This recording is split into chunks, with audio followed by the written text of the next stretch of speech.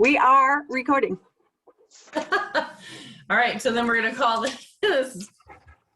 All right, so we are going to call this budget workshop to order at 7:07 p.m. on April 1st. First, we'll do attendance. Karen Christensen. Yes, I'm here. David King. Hey, good evening. Tom Lansner. Hi, I'm here. Bill Syme. Here. Tom Talamini. Here. And Noreen. Here. All right, we are all here. So we will start this workshop. The first that we're starting is with Town Clerk. So, tab 2.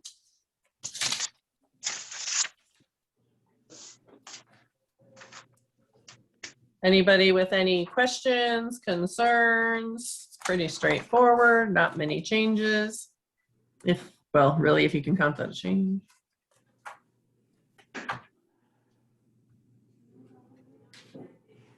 So I'll just share an overall point. Amy's brand new. She started in the summertime. Our new town clerk, Joanne retired. But none of these budgets that we're going to do tonight, I don't think, have either supervisors or clerical salary adjustments in there because they are all out of contract as of June 30.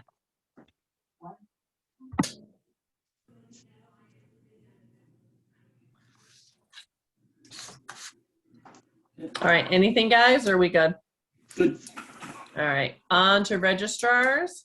And I think I saw Angelo here. Yep, there he is. Hi, Angelo. All right, so you'll see on my adjustment sheet, this is one of the adjustments. He sent us in a budget on February 2nd that did not get into the Board of Selectmen budget changes because it was after the budget had already been submitted by Jay. So there are 2 adjustments, one in the election worker's salary and one in the food, I think, and a couple other small changes that he made, but they're listed out on that Excel file that I sent you with the budget changes. So I'm sure he'll talk to what those changes were.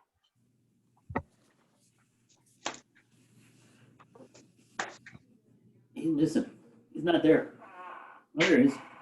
No, he's here, but he's muted. Are you there, Angelo? You're still muted. How's that? Oh, there you are. All right. Yeah, the majority of that 6.1% or 0.1% increase comes from 2 things. ROVAC, which is the registrars organization for Connecticut, has been advocating bringing the poll workers to a minimum wage level. These are individuals, and I list on page 4 of our materials all the different positions we can fund depending on what we're doing, whether it's a primary election or a referendum. So trying to get them to a minimum wage level, and these people are at their desk anywhere from 12 to 16 hours per election, per referendum. So we're asking for an increase in there. Our salary increase with Karen and myself. And by the way, Karen had an obligation with the church tonight, and that's why she's not here. But Karen and I are looking for a 2% increase, and the other increases are coming from the poll workers. If the Secretary of State succeeds, we will be having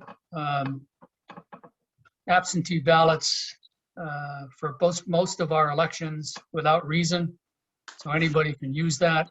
They're very time intensive with the town clerk's office as well as the registrar's office, and we have to prepare for that.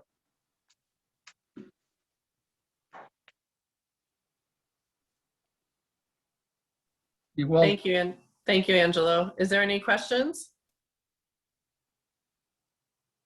Any concerns, anything? All right, thank you very much, Angelo. You're welcome. Good night. Good night. And now we are on to the assessor.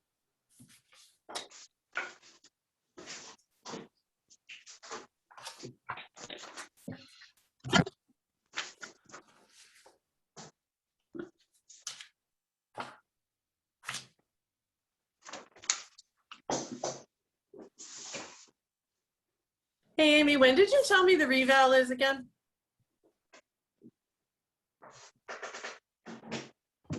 Well, Uh-oh, you muted yourself. You like unmuted and then immediately muted. I am not a fan of laptops. So what was your question? We were talking and when is reval again? 23. All right, 2023.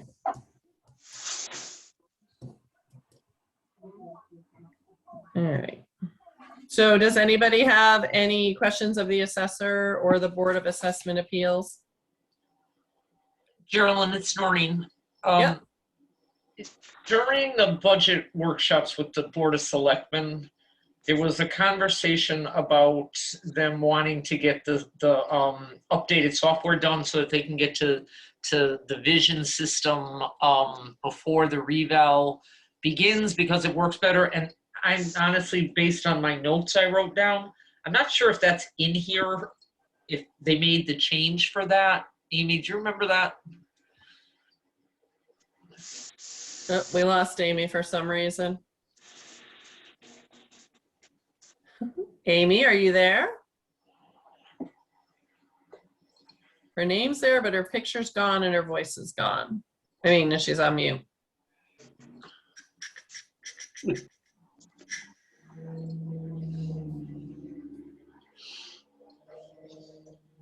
I couldn't hear anything. Go ahead, Noreen, ask her again. Amy, during the meetings with the Board of Selectmen, there was a conversation about monies being reallocated possibly so that they could get moved to the vision system prior to the reval because it would be much more efficient and whatnot. Was that done? So that already happened. So they are using some of their CNR reval money to get that program in place now.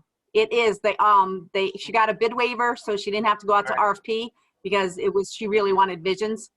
So that's all in place and it is out. Oh, okay. All right. So what they needed to do to make it better is accomplished and there's no change in here.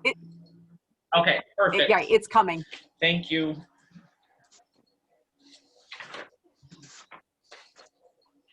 All right, She is still short-staffed. We lost her assistant assessor in September, and they have not been successful in hiring a replacement as of now. It's Karen. I have a question. What's the $8,000 audit? It's new. Not really new. If you looked under the professional services last time, Oh, that's where it was? so we took a big chunk of money and split it out. Okay. So last year's professional services were just shy of 13.5. And we have reallocated it. It's only now $250 left in there. And it got split to auditing services and printing and binding. Okay, thank you. Because those are the kind of services that were in there. All right, so any other questions or concerns? And Board of Assessment Appeals is pretty straightforward, as always. All right, then we will move on to tax collector, and I saw Patty here. Hi, Patty.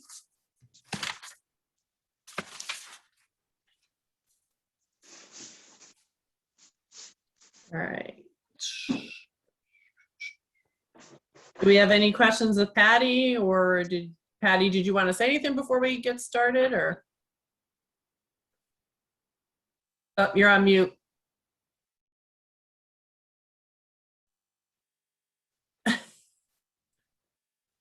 Uh-oh.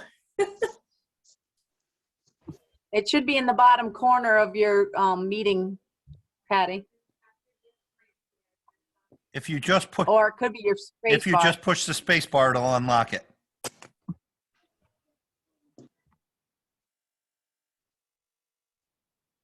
It's getting there. It's connecting. Oh, no, it didn't do it.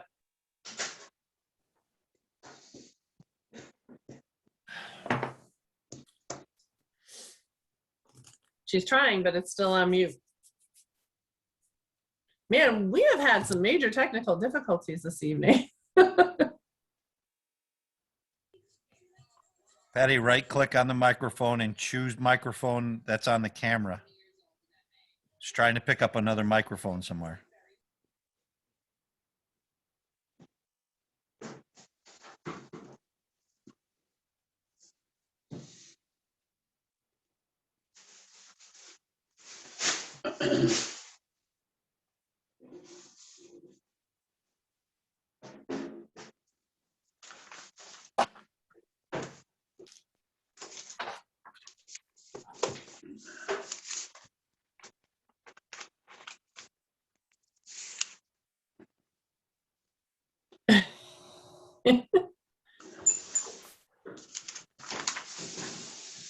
Patty, Oh, it yeah? looks like you're unmuted now. Yeah, Patty, it looks like you're there. Yeah, but you can't hear her. Can't see her either. No, she's there.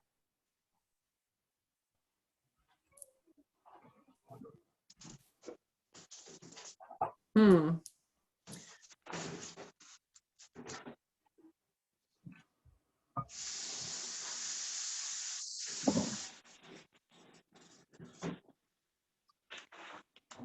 Patty, do you want to try calling in on the phone number? It's on the agenda.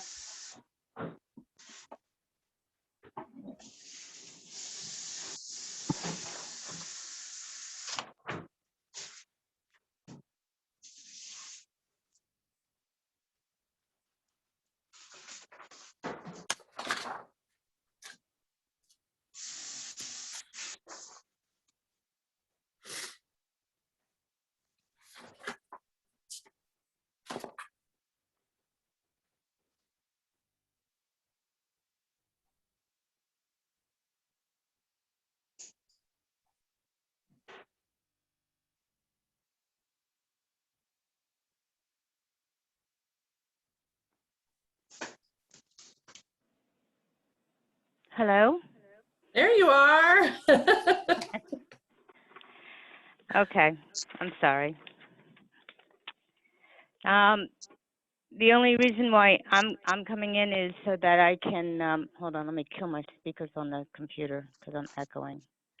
Okay, so the only reason why I'm coming in tonight is to discuss my, the part-time salary for a part-time person that was taken out by the Board of Selectmen. And it was a position that I had, and it was taken out when a part-time person left, and we've been struggling with not having a part-time person. We use that person to help for collections during July and January, to help for coverage during vacations, during sick and medical appointments.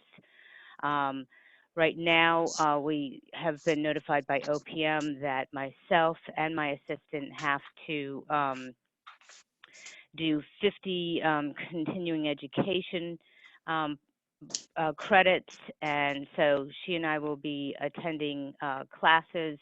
Right now, some of them are by Zoom, but as soon as they open up, we will be attending these seminars and classes to maintain our certification.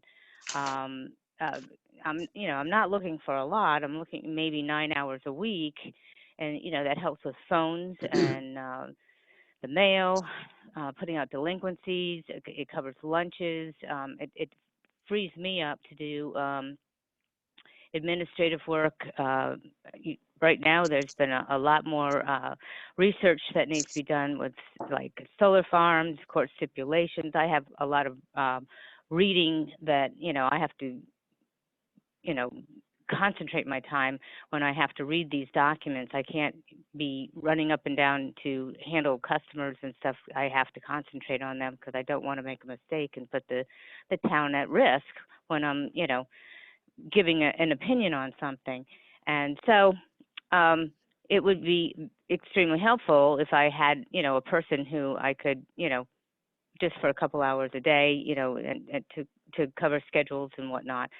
And that's what we used our part-time person for. And right now, if I'm out or if I have to go to a meeting or whatnot, and say Heidi goes to lunch, we have to close the office, and closing services, the taxpayers are not happy with that, and so we are respectfully asking that we have that part-time person put in there.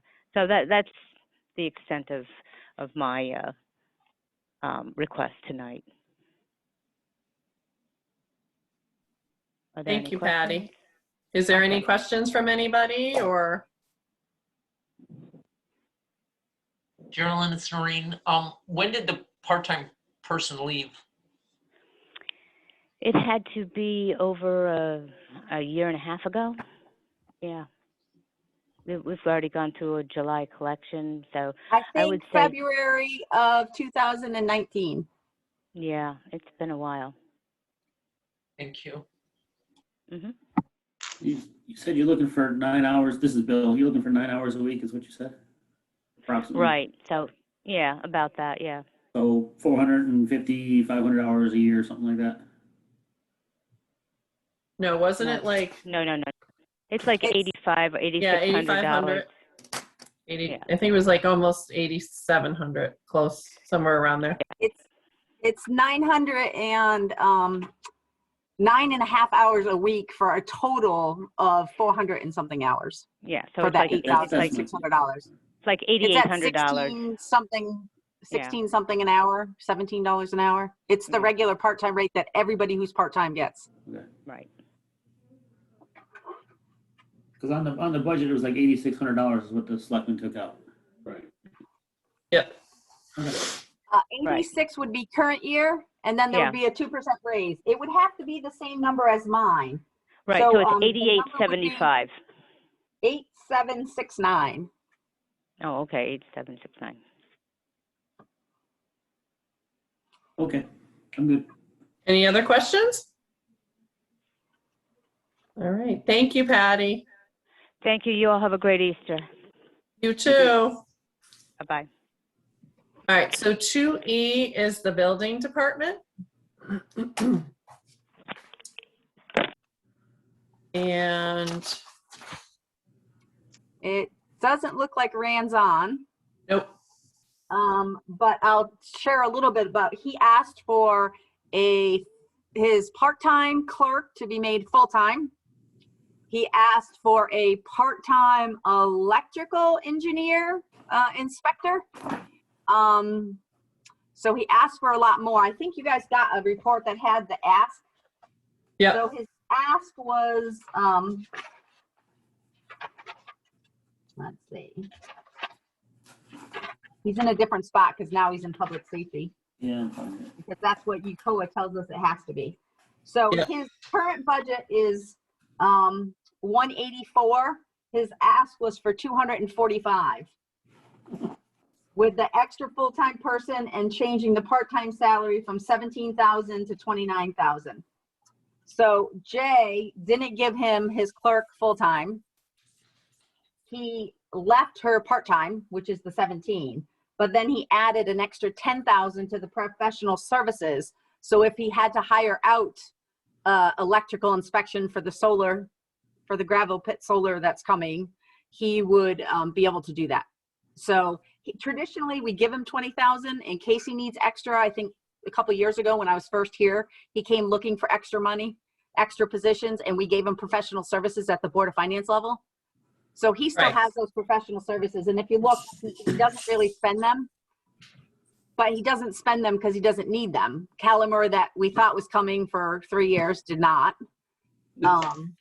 Or comes in dribs and drabs. So there's not an overabundance of work. So we decided that hiring somebody as a professional for just what we need made more sense than hiring positions. That then what you do when it slows down again. Now you have a body that now works for the town. Right, makes sense. Amy, it's Noreen.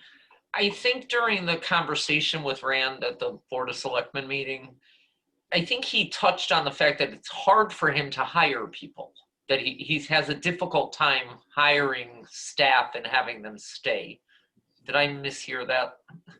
That's really not true, because he's the only person we tried to hire. We tried to do a shared service with Bolton, And the first year, they were really great. It was on an as-needed basis, actually hurt his foot and was out for several weeks, and that guy came in and covered. By the next year, they wanted us to take half of his full-time. They wanted to make him full-time and pay half of it, including half of his benefits and everything else. So it went from being a very economical deal for probably $20,000 a year to being very expensive.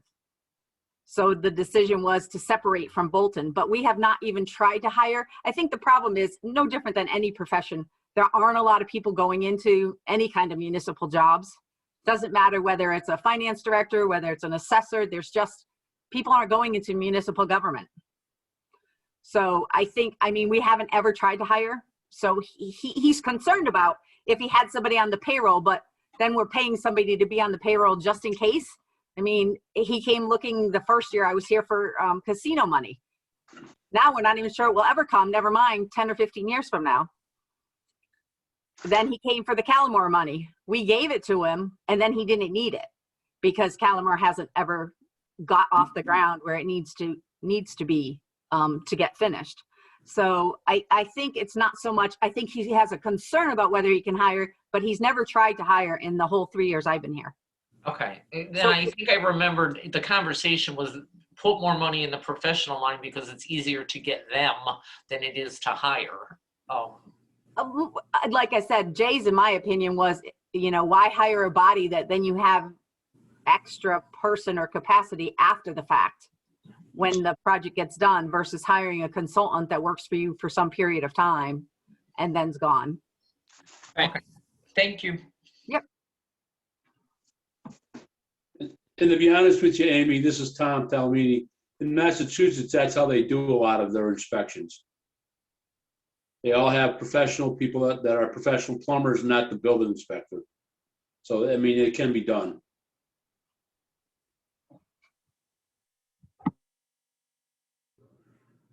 Well, and it's preferable that way. We don't want to have to be paying benefits and all of that. It's just, yeah, we don't need that. All right, do we have any other questions on the building department? We're all good? All right, let's move on to that 2F, that treasurer person, man.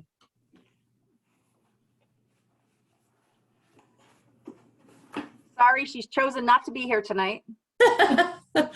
Well, she almost wasn't. Remind me, do we even need a treasurer again? No, not at all. Except that my new contract starts tomorrow, so you just missed it by a couple weeks. I forgot that was April, Amy. That's so funny. I remember that. Tomorrow is my 3rd anniversary. Oh my God, I remember that. You, Bob Maynard in that conference room. Oh, Lord. Over and over and over. Oh my God, that was such a trip. Oh God. All right. Anyways, So we got off the subject. Let's get back onto budget. Treasurer doesn't have anything in it because I didn't have any salary adjustment for me. I didn't have any salary adjustment for my staff. Let's see. I think I have one tiny increase. In my part-time position is filled. It was filled in December, and the person is awesome. That's working really well for us. Overtime, I increased a little bit. We are already over our overtime for this year. Partly though, because our part-time person didn't start until December. So my staff was doing things on overtime to get things that needed to be done that our part-time person could be doing going in the forward. So I just did a little increase, 2.5% there. Less than $100. And then the other increase is in our professional services, and it's actually just my payroll services for Paylocity, and it's just costing us more. My total for last fiscal year was $12,392. So my $12,250 budget for this year is not going to be enough. But we'll cover it. We have almost no travel because nobody's traveling anywhere. And a lot of our dues and fees will not be spent because we're not going to any conferences. Whatever we're attending, we're sitting at our desks and attending via Zoom or Teams or whatever. So there's just not a lot of professional. I do still have to get my 40 hours But we're getting them for a lot less money currently and no travel. So that's my budget.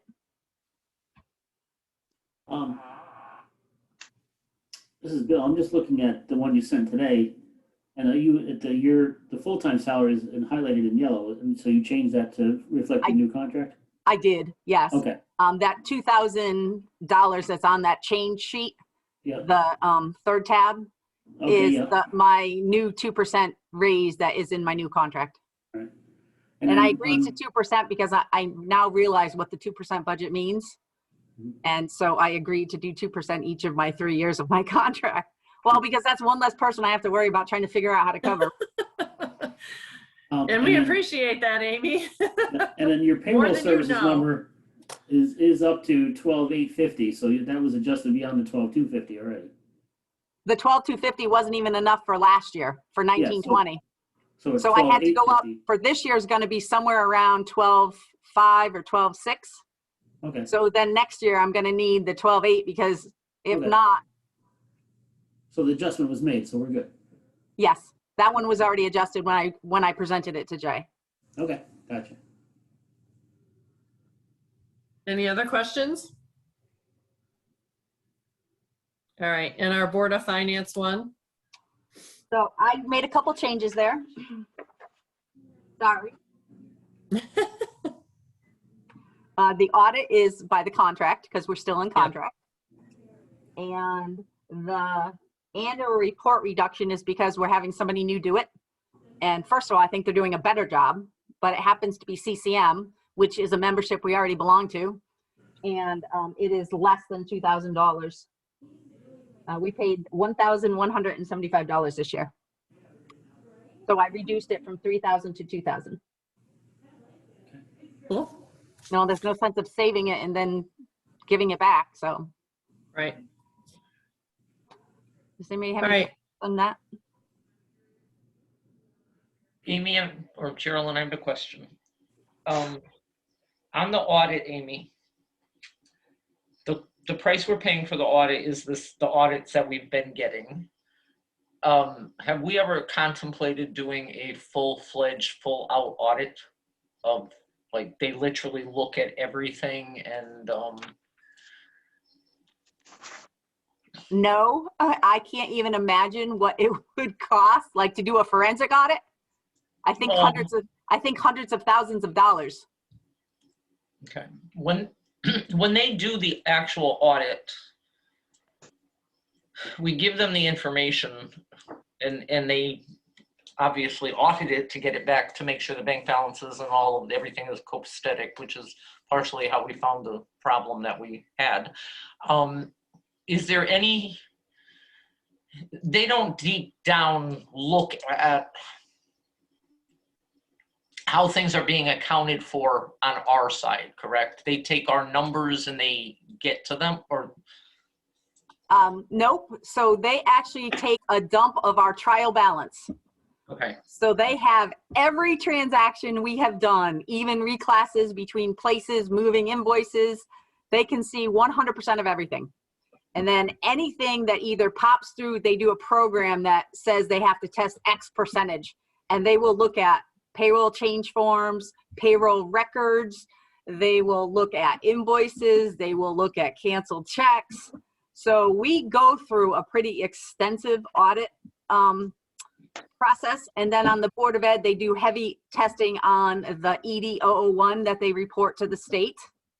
And a lot of their grant programs, if it's picked as a major program, they do a lot of testing on that. That's how they found the cafeteria receipts not being recorded correctly. okay, so on both sides, they're getting in-depth trial balance information, or? I don't know if that was true for the Board of Ed this year because they didn't use Munis.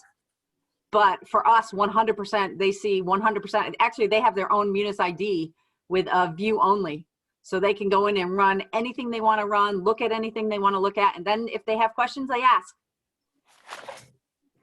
We actually scan every invoice now. Receipts we get in, we scan. So check copies get generated when we generate checks.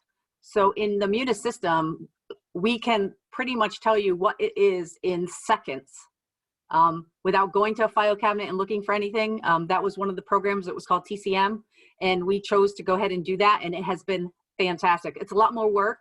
My people are standing at the fax machine to scan invoices in, but then they attach them, and then they never have to go back into the files to get them for anybody else ever again. So the program itself has been fantastic, and they should get 100% of everything from the Board of Ed for this year because they started in July. So when they have access, I'm going to guess that the access I give them will give them access to everything. Okay. So I think they have anything they could possibly, if there's something in there that doesn't look right, they're going to ask. They do anyhow. Auditors have this ability to pick up the one thing that's wrong. Yeah. It's just how it works. I know that feeling. It's like they know it before I even send them.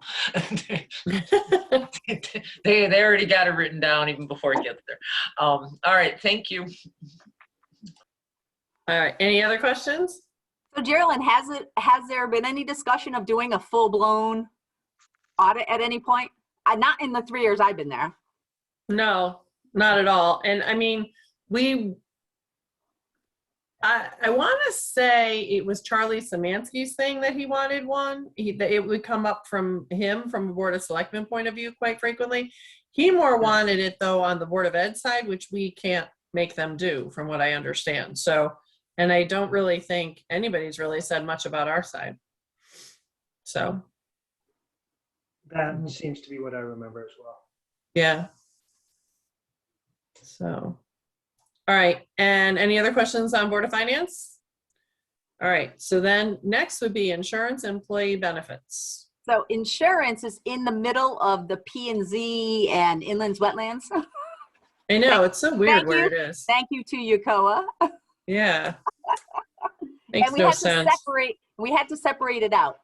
The LAP and the comp used to both be in employee benefits, but Yukoa requires the property insurance to be in that other section in the general government. So the 1005-4157 is just property insurance.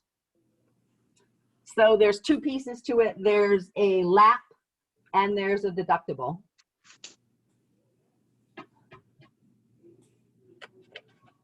We thought we might have an increase. We did not have an increase. So we're going to have a little bit of a surplus this year.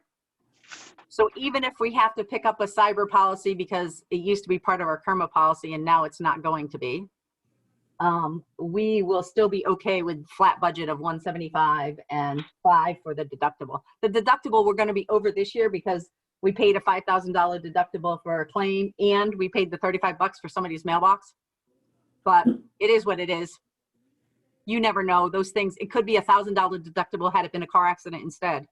So I think in the past we've used some of it some years and others not. So it's a guess. My best guess. Sounds good. Any questions? All right, we're on to debt service. Nope, employee benefits. Oh, sorry. Whoops.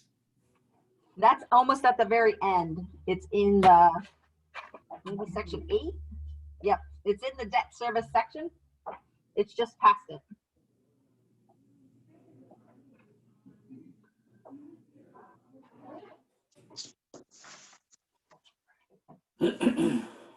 So the 27th payroll I have going down. It's really not going down, but we took out $6,000 relating to where Broadbrook Fire for their share of the payroll.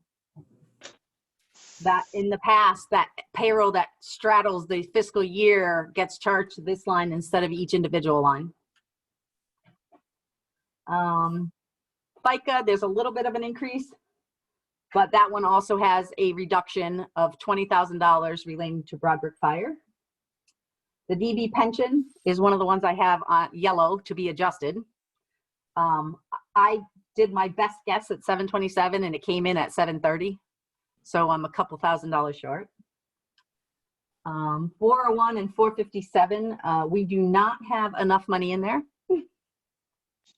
We are already more spent than we should be.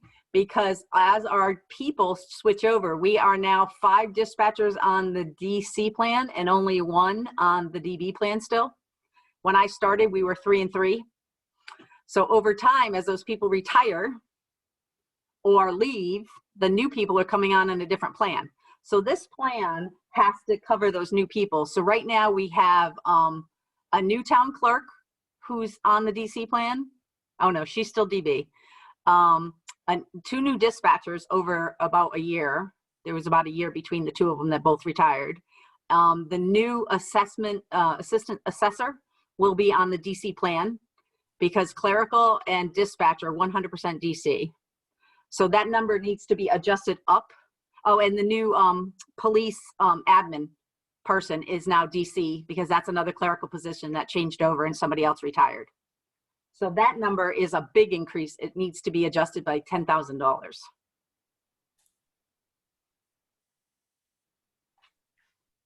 OPEB is just a set amount. It includes but the amount that the actuaries give us, which they have not given us for this year's budget yet, but the current year was about $20,000 for the town's portion.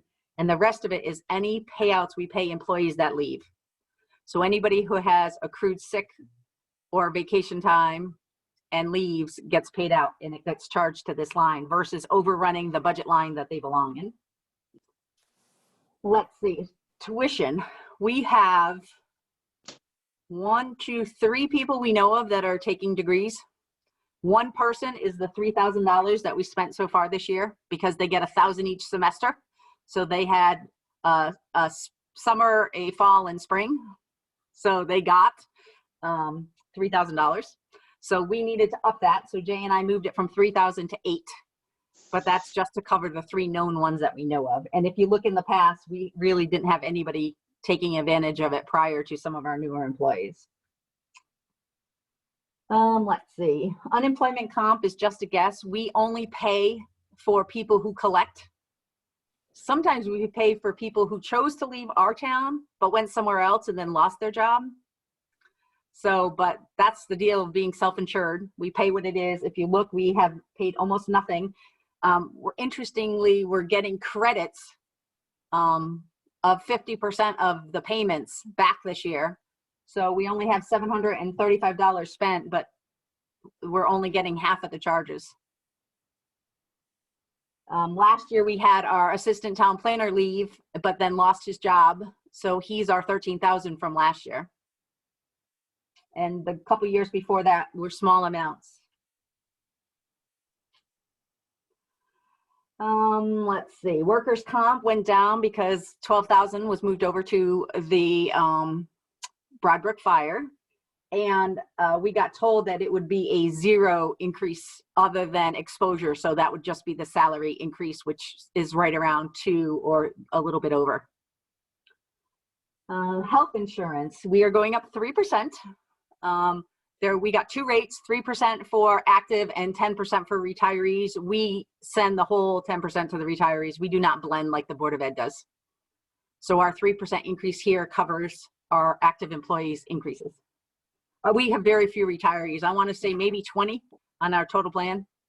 And they get varying degrees, and it's either police or dispatch. Those are the only 2 bargaining units that actually get. And they have to work for us 20 or 25 years or more to be able to qualify. H&H, we did reduce. We haven't been using it. We've been spending it because we send it to that other fund, but that fund now has a couple $100,000 in it. So we went ahead and decreased it based on our trend of what our numbers have been, with a total of 7,000, 16,000, 12,000, and current year 14,000. So we reduced it to 40. Let's see, physicals, it's not enough, but it's a crapshoot how many people change and need physicals. This is every employee other than police or fire. This is, you know, our new town clerk, our new planner, anybody who changes over. So this year's kind of high, but I think it's a reasonable number. And that's it for employee benefits. Does anybody have questions on that? Good explanation, thank you. Thank you, Amy. I spend a lot of time working on that section of budget. All right, now we're on to debt service. So debt service, I did a flat 2%. Trying to gain some capacity. Let's hope so. A little at a time, $20,000 at a time. I know, it's crazy. All right, next is contingency. So contingency has two pieces. The non-negotiated wages is one of the ones I got to adjust, but I'm adjusting it down for what my salary is going up because I was in there. But it also has all of the contracts that are going to be out. So it has all of the clerical, all of the supervisors, and dispatch. So that money there will eventually be reallocated amongst all those budgets as they settle. And if you see this year, there's no money left.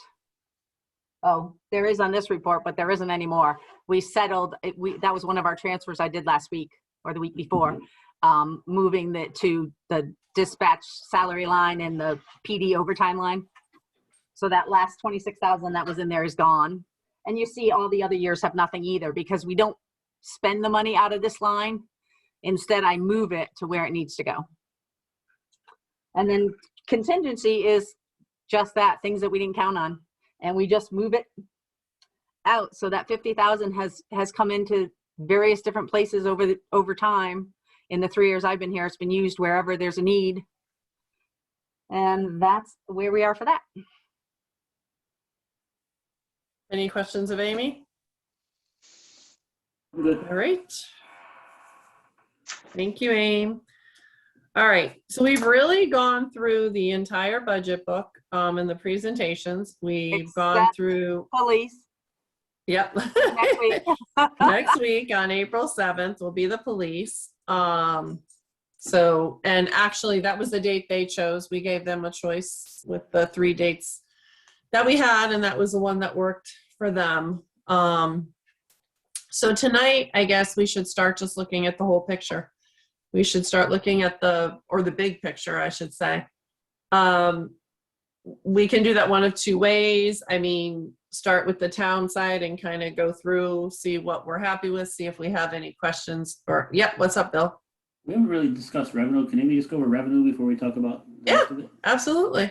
If she wants to just give us. Aim, can you share your screen on this? Like we used to do with the spreadsheet, or no? I most certainly can. Maybe. Can That's anybody because see it? That's because she has a laptop tonight. Yes, we can see it, Amy. Okay. I have to get you guys off my side of my screen though.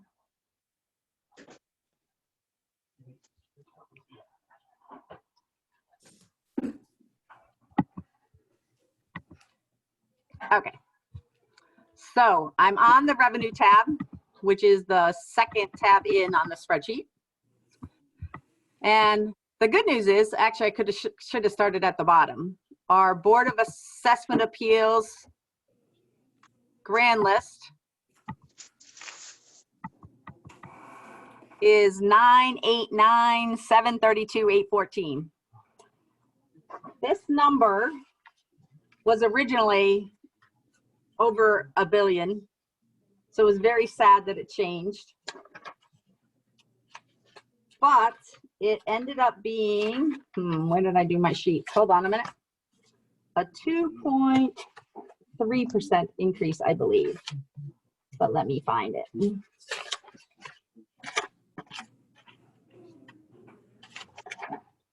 So it's 2.3% increase in the grand list. So that's always good news. As you see, I used down here, it's the whole grand list at 98.5% to get us to this collection number. So that's what our taxes are based on. So if we go up to the top, there, that's a 2.58% increase. there. Other numbers, we left motor vehicle sup as the tax collector was okay with leaving it there. A little concerned with how high the number was, but we've definitely shown over trend. If you looked at your Munis spreadsheet, you would see that we have beat that every year, and cars are not getting any cheaper. Prior year taxes, we reduced it a few years ago to 60,000 because some of the bigger cases had settled. The tax collector is still comfortable with this being 60,000. Interest and fees, she actually wanted this number to be less. She wanted to go to 75,000, but the Board of Selectmen chose to increase it back to the 100. We have had no problem making the 100 every year since the beginning. Let's see what else we have. So this is a number I put in using the same number you guys used this year. Obviously, the different number we use here makes the different impact on the taxes. All the rest of the numbers are building permits, town clerk is her fees, land use permits. Treasurer is the only big one, not on the treasurer line itself, but down here on the interest on investments. On the Board of Selectmen meeting, I did a huge analysis on this. Our revenue for interest income went from 2.6% about 2 years ago to 0.00000 now. So we have gotten a total of about $13,000 or $15,000 in the whole year on our same balances. So the balance hasn't changed, but the interest rate has changed drastically. I cannot in good faith leave the $150,000 in there because there is no way we're going to make it. I have a question on the building. Sure. With a solar farm or whatever you want to call it, isn't that a huge payment? Yes, it would be a very huge payment, but the problem is it probably has very huge review fees that go with it. Okay. So we don't, first of all, we don't want to budget for it because if we did, we would have budgeted for the casino about 3 years ago and nothing happened. Calamar, same idea. So unfortunately, until they actually walk in the door, you really can't. So this is just normal run of the mill, a few houses here, maybe some small industrial building. That's what he generates annually. And if you looked at his trend, you'd see a little bit of that in the revenue report. That's part of Jay's presentation. It's the first 3 pages of the Munis reports. And his numbers are, last year, 254,000, the year before 255, the year before 401, which had Calamar in it. And so far this year, he's at 250. So I think 250 is a reasonable number. I would hate to put in for the solar farm and then have it get postponed and not make it in next year, because then you don't have the revenue to cover the budget that we're putting forward. I thought it was approved, ready to go, so I thought they were ready to make a payment on it. That's why I asked this, but no, it's fine. I don't think so. Not that I know of. Okay. Maybe I just misunderstood. So I'm good with it. It's fine. Well, I will tell you, finance is usually the last one to know anything. So, all right. So that's local government. Now the state revenue. These are the true state revenue numbers from the state. Our adult education is going down a couple thousand. Our TAR money is going up a couple hundred. Everything else is staying the same, which according to one of our reps, Carol said we are very lucky that the numbers are staying the same. So of that money, that means we still need, that only gives us $8 million of non-tax revenue. So that means of the $42 million budget, we then have to come up with $33 million in taxes. So what that means is when we spread it out over our grand list, our new mill rate is the budgets are currently, even with my adjustments in there, would be 34.69, which would be a reduction of 0.03, or as a percent, 0.09%. That's where our revenues are currently. Amy, Yes. quick question, and I know we answered this the other night, but with Broadbrook Fire as it was put through, what is that for a mill rate? 2.68, I think. Hold on a minute. I have it here in my book. 2.48. So 2.5.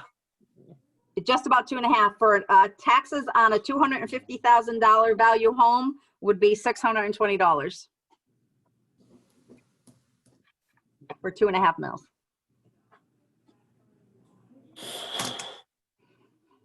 I'm just gonna stay quiet. So now that we went over revenue, does somebody have a certain spot they want to go? Well, yeah, let's figure out logically how we want to kind of start this. Do we want to just start on the town side beginning and just make sure we're good with everything? We don't have to vote on anything. I think we should probably wait until after the police present to literally vote. But I mean, maybe we should just start with the selectmen, go through it, make sure we're comfortable with that, and kind of scroll with Amy here. Is everybody kind of on board of doing it that way? Yeah. I can't see you guys anymore, so you got to say yes or no because I don't see you on the right-hand side anymore. Yeah, Oh, is that because I shrunk it? No, I had to shrink it too because I wanted to see it. So, and I can only see like 3 people on the side of my thing right now. So.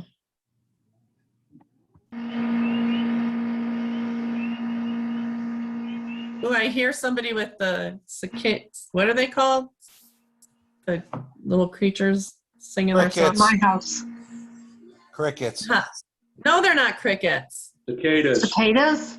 Thank you. Or what are the little frogs called? Frogs? Peepers. That's what it is. The little peepers. All right. Yeah. Sorry. Back onto the budget.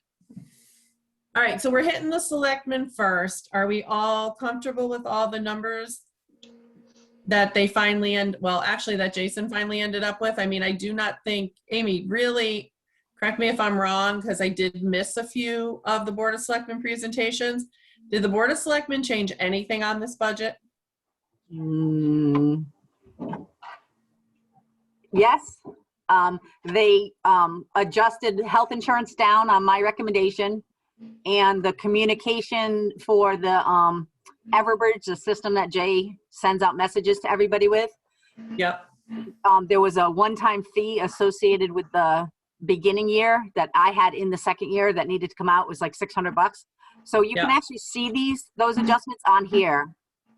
So their adjustments are these 2 lines here, employee benefits health, and then the communications line.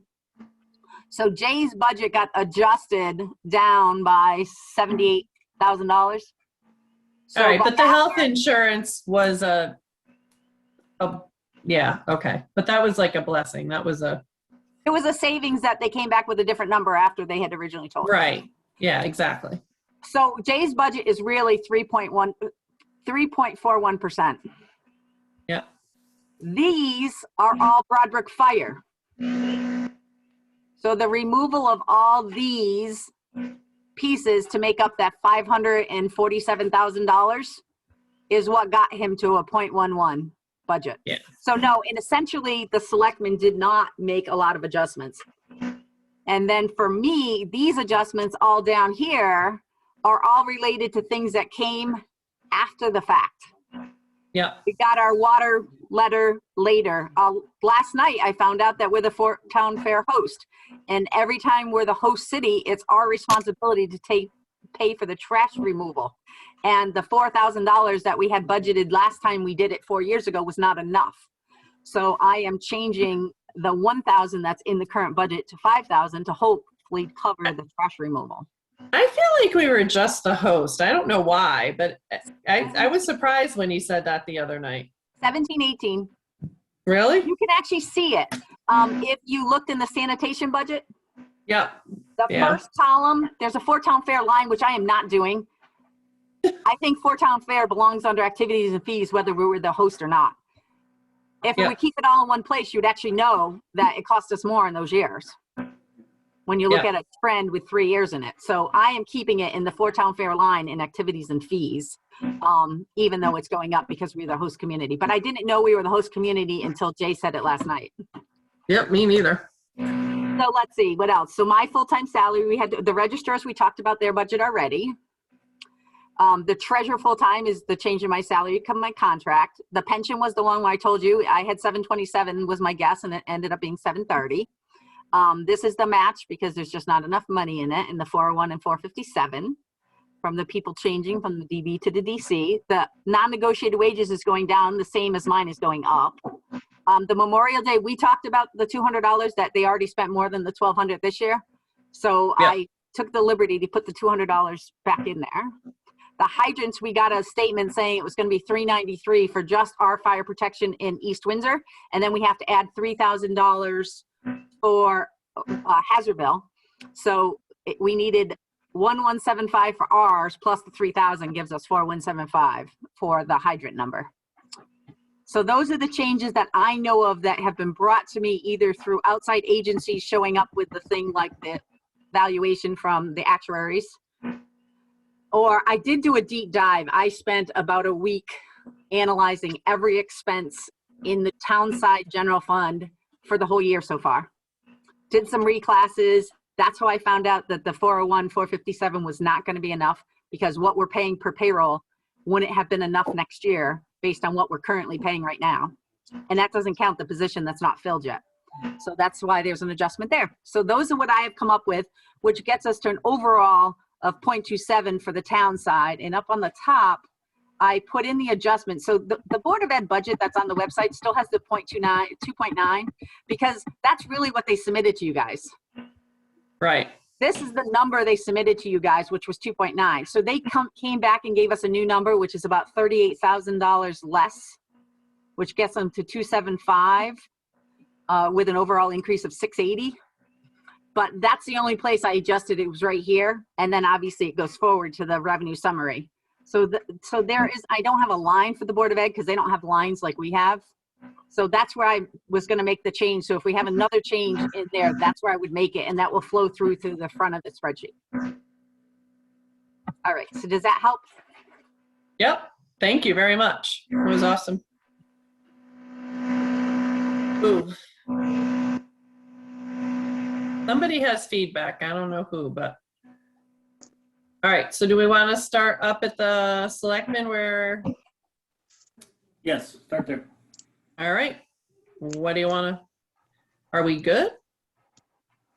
Yeah, So let me use- basically this 280 is his current year budget. Actually, he reallocated his money so that he could put more money along with the tax collector's part-time spot into the planning professional services for help for the various things for help for our new planner. Yeah. And he did And- do them based on trend. So it's not like this 7,000 we think is a good number. We're not Right. paying for the newsletter right now. They are getting enough sponsors of the ads in it to not have to pay anything other than the postage, which is in the postage line. Yep. Let's see what else he changed. Printer and toner, that was just on trend. And same with dues and fees. So the few things he adjusted down, oh, and his professional services. So he gave up the money out of EDC along with his own to be able to give it to planning. So that's where a lot of the money came from, was Jay's lines trying to keep a resource for the new planning department. Yeah. So he's exactly 100% flat to current year original budget. All right. And then obviously charter revision is zeroed out because we don't need it. Thank And then we goodness. have, yeah, thank goodness. Then we have ethics commission. So they Pretty haven't straight. spent any, but I think we still need it just in case, but obviously they haven't spent any in the last 1, 2, 3, 4 years. A good thing. All right. And then we have us, which we kind of just went over, which we were all good with. So unless something has changed. Assessor. Is flat, but she does have no salaries Yeah. in there. Right. And like I said, guys, if you want to say something, say it, because don't worry about it because I can't see you. So just unmute yourself and yell out. Then we, In Yeah. the assessment, we gotta add $8,000, don't we? For the part-time secretary or part-time person? Well, that's not the assessor, That's not that's the the assessor. tax collector. Oh, I'm And- sorry. Yeah, and that's if we want to add it. Jason, for some reason, must have felt it not necessary. So I guess we need to discuss that and decide whether we're thinking it's necessary, or Jay will be back with us on Thursday and leave that as an open question to ask him. So, but that's not the assessor. Okay, I'm sorry. Nope, that's okay. All right, Board of Assessment Appeals is pretty straightforward, and we just talked about that. Now, this is the tax collector. So Jason has cut out that part-time salary. So for some reason he must have some reason, but I don't know what it is. Maybe Amy can give us a little, Well, she knows. what I can share is that, as you can see in the last 2 years, that position hasn't been filled at all. Right. So the feeling is, if you can go that long without somebody, do you really need somebody? So this is one of the sources he used to send money to planning by removing this position. So it's been vacant for 2 years. So I agree. obviously Patty made a pitch that she needs that money and she'd like the position to be hired back to get filled again, even though it hasn't been in the last couple of years. But so that would be Right. the spot that we would need to do something if you chose so to do that. Anybody have any comments? I don't think it's a bad idea to table that and see, Yep. what Jason has to say as well, so we can hear from both Jason and Patty. Yep. So Nothing. then I would put that on the list for Thursday. And just part-time, I'm just gonna write part-time tax collector. I'm gonna pick a different color. Maybe. Okay. That works. All right, other than that, any questions or concerns in that department? All right, move on to treasurer. This one has my highlight for my change. Yep, and we just talked about that, so I think we're good. Then we have the capital improvement committee, which is really just their secretary, nothing much. And then legal. So Jay's cases, he left it the same. We do have 3 contracts that are out. But he wants to do some of them now before we get to the end of the year. And as you look at current year, we're within reason in our numbers. Even last year was within reason compared to some of our other years prior to that. Yep. Any questions on that? Nope. All right.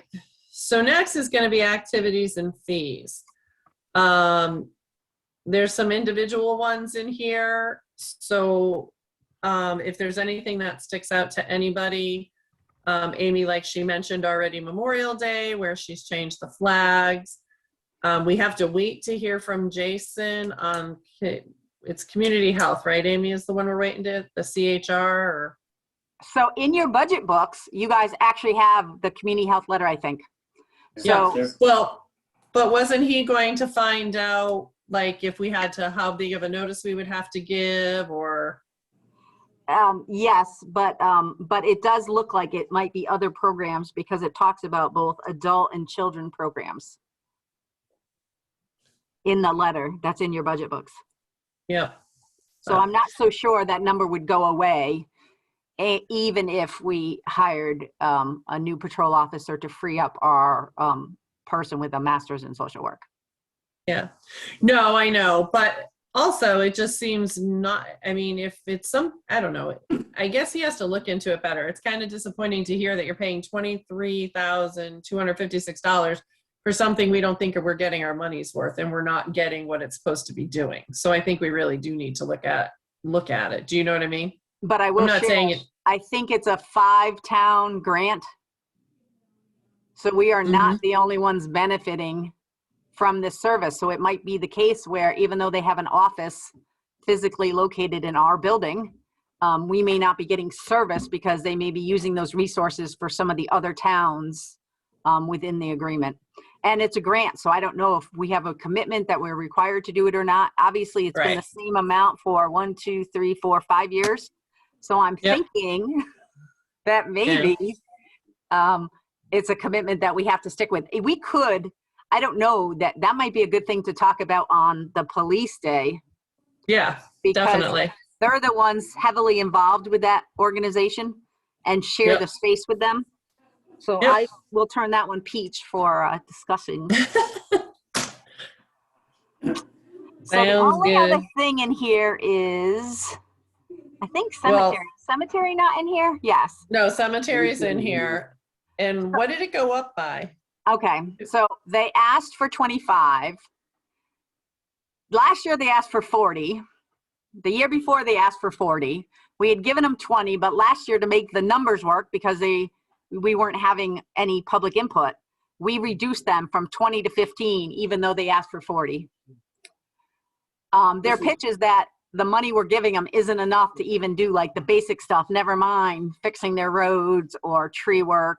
So Jay did go back to the 25, hoping to restore a little bit of that money to them so that they can at least do the things they need to do to take care of the yard and small repairs. And so that's why it's 25, but they only asked for 25 this year.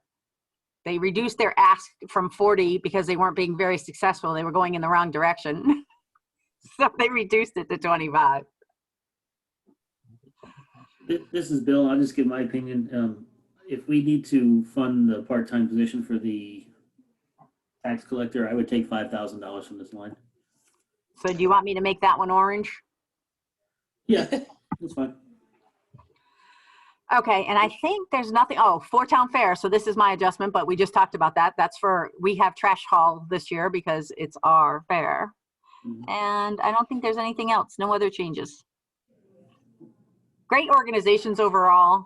Actually, I think CCM, you'll see that we haven't spent it because they actually gave us a credit of half our money back. So we'll only spend half of it this year. So there will be a budget saving in the current year, and next year they ask for the same amount. Nice. All right, so then we would move on to information technology. And Joe happens to be on, so he can speak to it. Unless he got off. I don't know, I can't see. Are you still there, Joe? No, I think we dropped him. Nice try.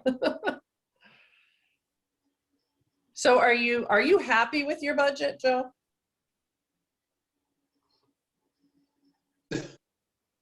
Yeah, it's pretty bare bones other than I did increase on hardware, if you'll notice.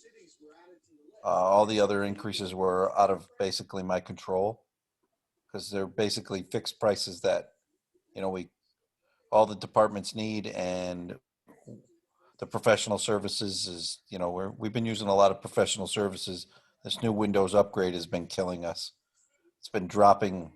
We've been having a lot of problems with it, but that's my only increase, and I'll advocate for the hardware because, we need the hardware. We need to stay current, or else we'll be in that ugly situation where we were, 5 or 6 years ago. Yep.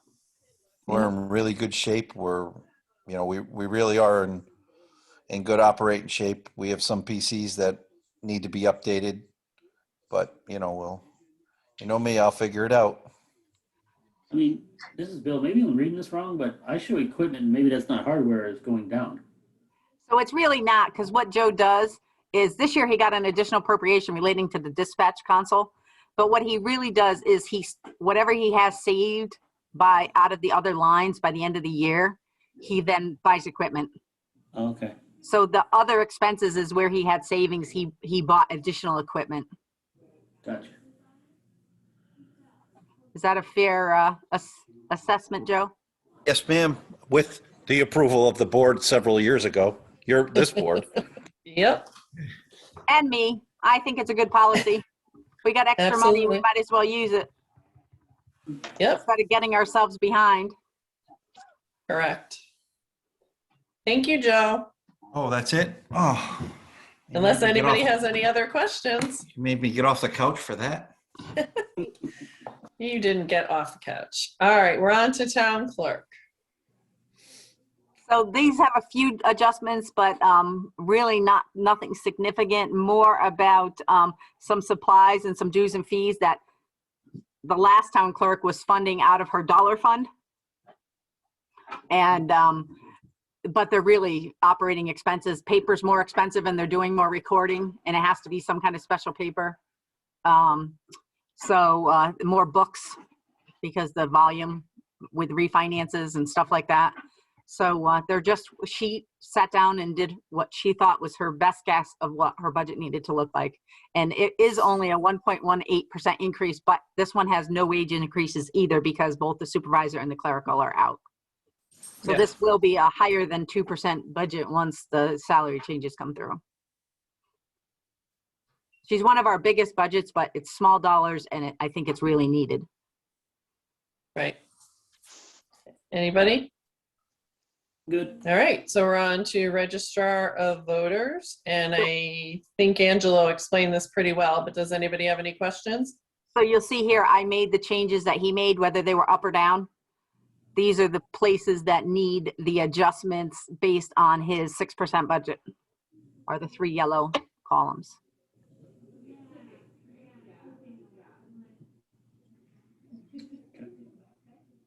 You good? I'm good. Yep. And we're on to planning.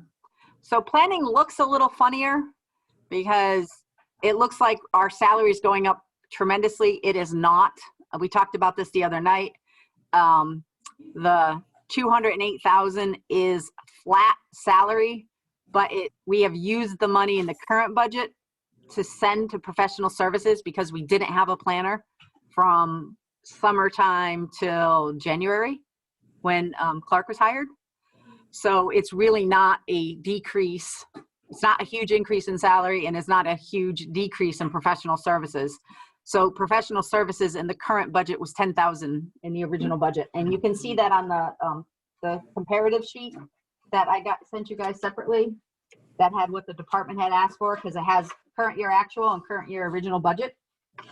So his numbers in the current, let's see, his numbers in the current budget for salary was actually short by $7,000. It was 201 and it should have been 208, but it happened to be that the old people had been on reduced salaries because they were both new last year. And so the 208 is a flat and the 10 is now 27. So those are the two big changes within the planning department. Oh, and the other reduction in part-time isn't really a reduction. They still have the same 15-hour-a-week person. Melissa Maltesi nicely gave them $8,000 for this past summer. So they had assistance with their cleaning out for the renovations at Town Hall. Both them and Assessor really probably used them the most, but it basically gave Melissa Maltesi's summer kids summer jobs, but instead at Town Hall, helping us clean, file, organize. So she gave them $8,000 of her summer kid money for them to be able to employ her summer kids last summer. So that's really not a reduction either. That's really a 2% increase. That's all I have about planning. The only thing I have in this one was that he thought he was underfunded in advertising or posting for whatever. Oh, yes. We probably put $1,500 to bring them up to 3,000 there. Yes, we would probably need to adjust that. Okay. So do we need a motion or can we just do that? Well, what I'll do is I'll do it as, because we're going to vote on these later. Yeah. So what I'll do it as is I'll do it as yellow, and I'll have to remember to go put it on the other sheet later. That didn't work. Okay. Yeah, we can go through and we can make these changes and Amy will remember that we made them, and then hopefully after the police we'll be able to go through, be happy with everything we've done, and then just vote on each section. And this one I'm going to change yellow.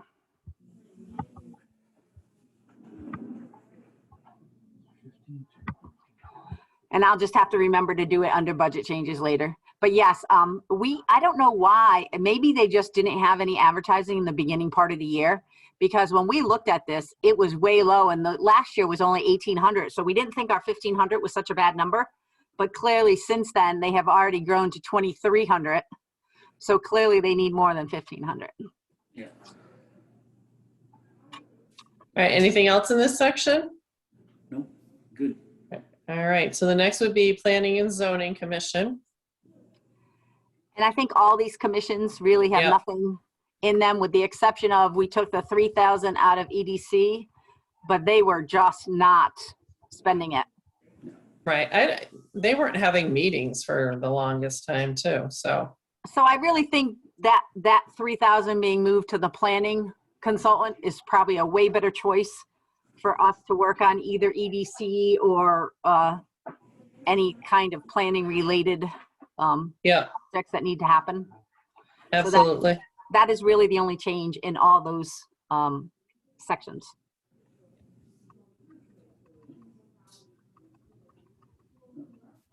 And conservation and ag, they have a recording secretary, they do minutes, but they do not charge. So, but we budget for it every year because at some point, maybe somebody's not gonna do it for free. Right. All right, we'll skip over police for now.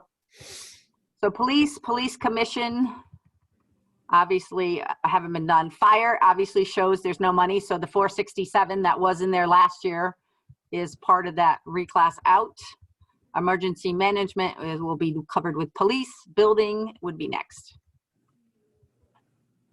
And we really kind of went over building. So I think really the only thing that is really in there that was added was the professional services. It is. So this one, both people are out of contract also. Yep. So this person is the part-time person that currently works 19 hours a week at 19 hours a week, but with a 2% raise.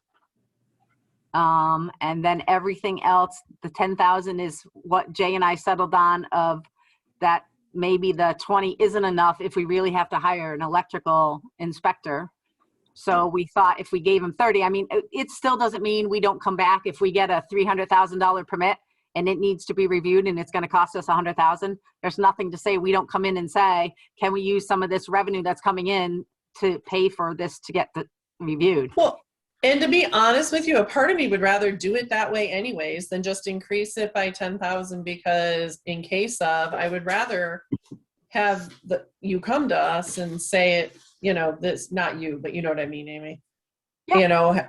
Have you come to us and say, can we take this revenue, offset it this way, rather than just throw a number, see if it sticks, and we haven't used it for the last 2 years, like you said, because we keep thinking all these grand things are going to happen, and not that they're not. I'm not trying to look at the cup half empty. I'm just saying I don't know if I don't prefer the other way, where you come to say, okay, now it's hit, now this is what we need to do. Just my opinion, though. No, I'll agree, because, I mean, that goes back to what I asked about the fee. I mean, we didn't budget it in, but if the money comes in, then we have the money to cover it, because that's what that money is for. So it would make sense to me. I would advocate for some professional services, because the last 1,000 that was 2 years ago was Rand got hurt and somebody had to cover for him. And we don't really have that anywhere if we don't give him any professional services. Yeah. No, I'm comfortable with the 20. I just don't think it's one of those things that we have to keep increasing until it happens, till it comes to fruition. Yeah.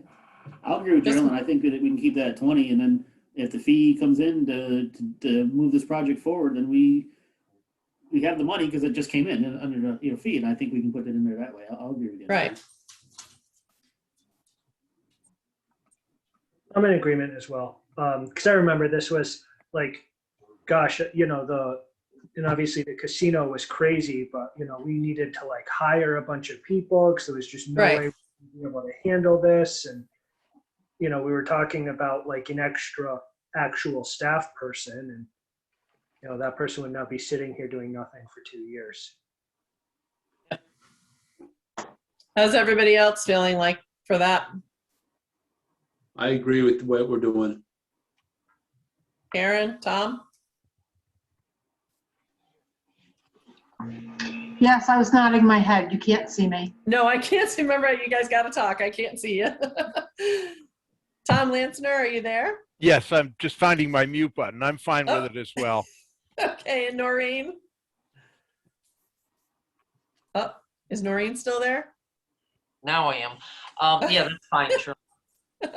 All right, and we don't have to vote on it. Like I said, we can make the change. She has it in yellow, and on the 7th, we'll make all the voting and all the motions and all that good stuff.